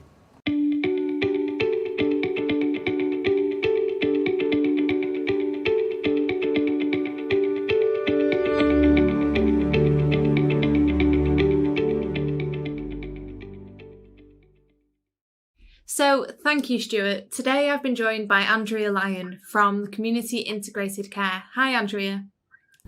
Hi, Ellie. So, can you tell us, what does your company do? Of course. Okay, so we are one of the largest, most successful social care charities in the UK.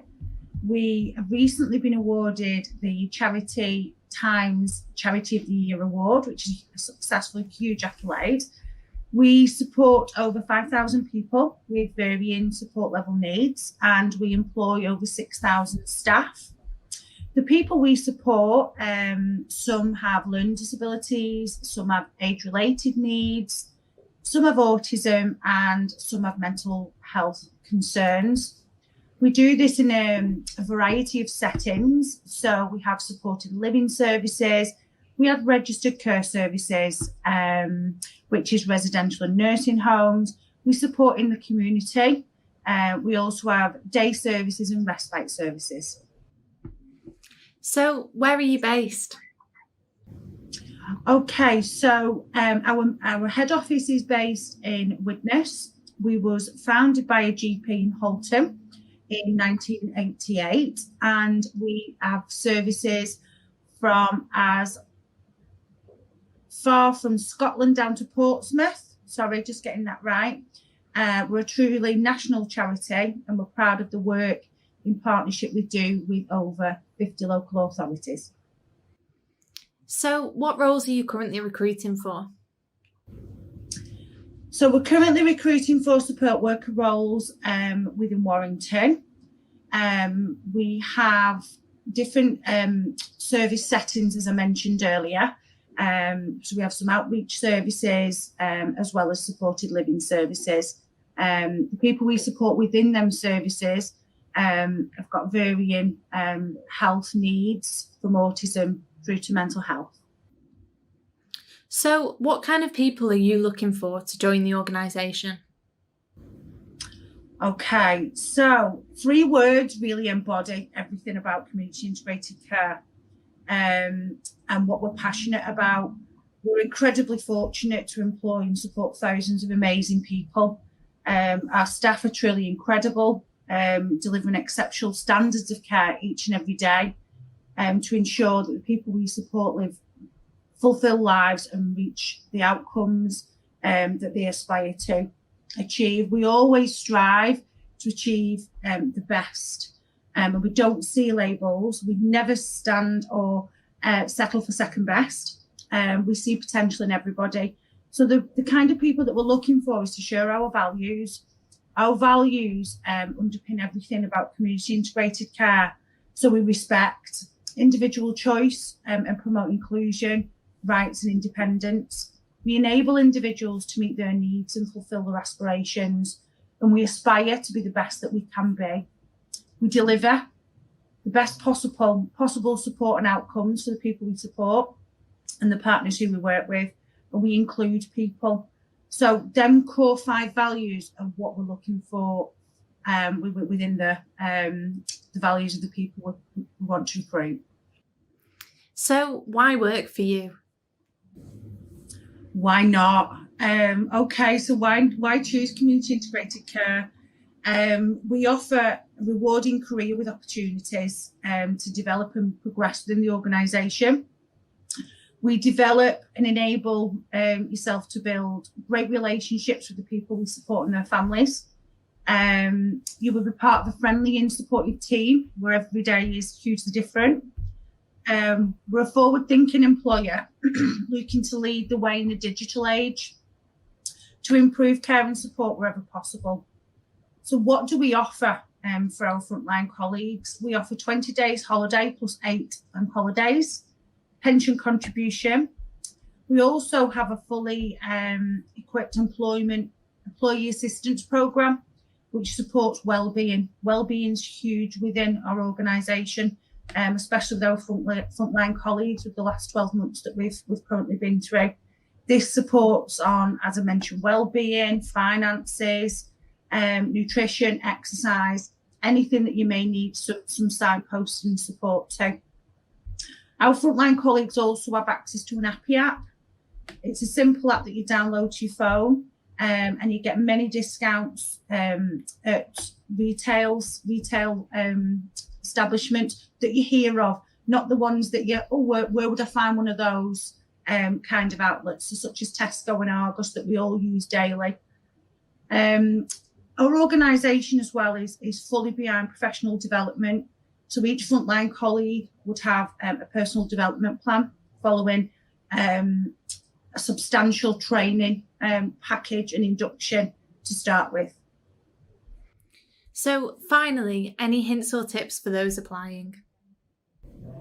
To share our values. If you share our values, yes, please make that very clear within your application and don't hold back. One of the tips I would take from when I applied is also do your research within to the local area and the services and the service type and model. And again, make that clear within your application. Brilliant. So thank you very much, Andrea. And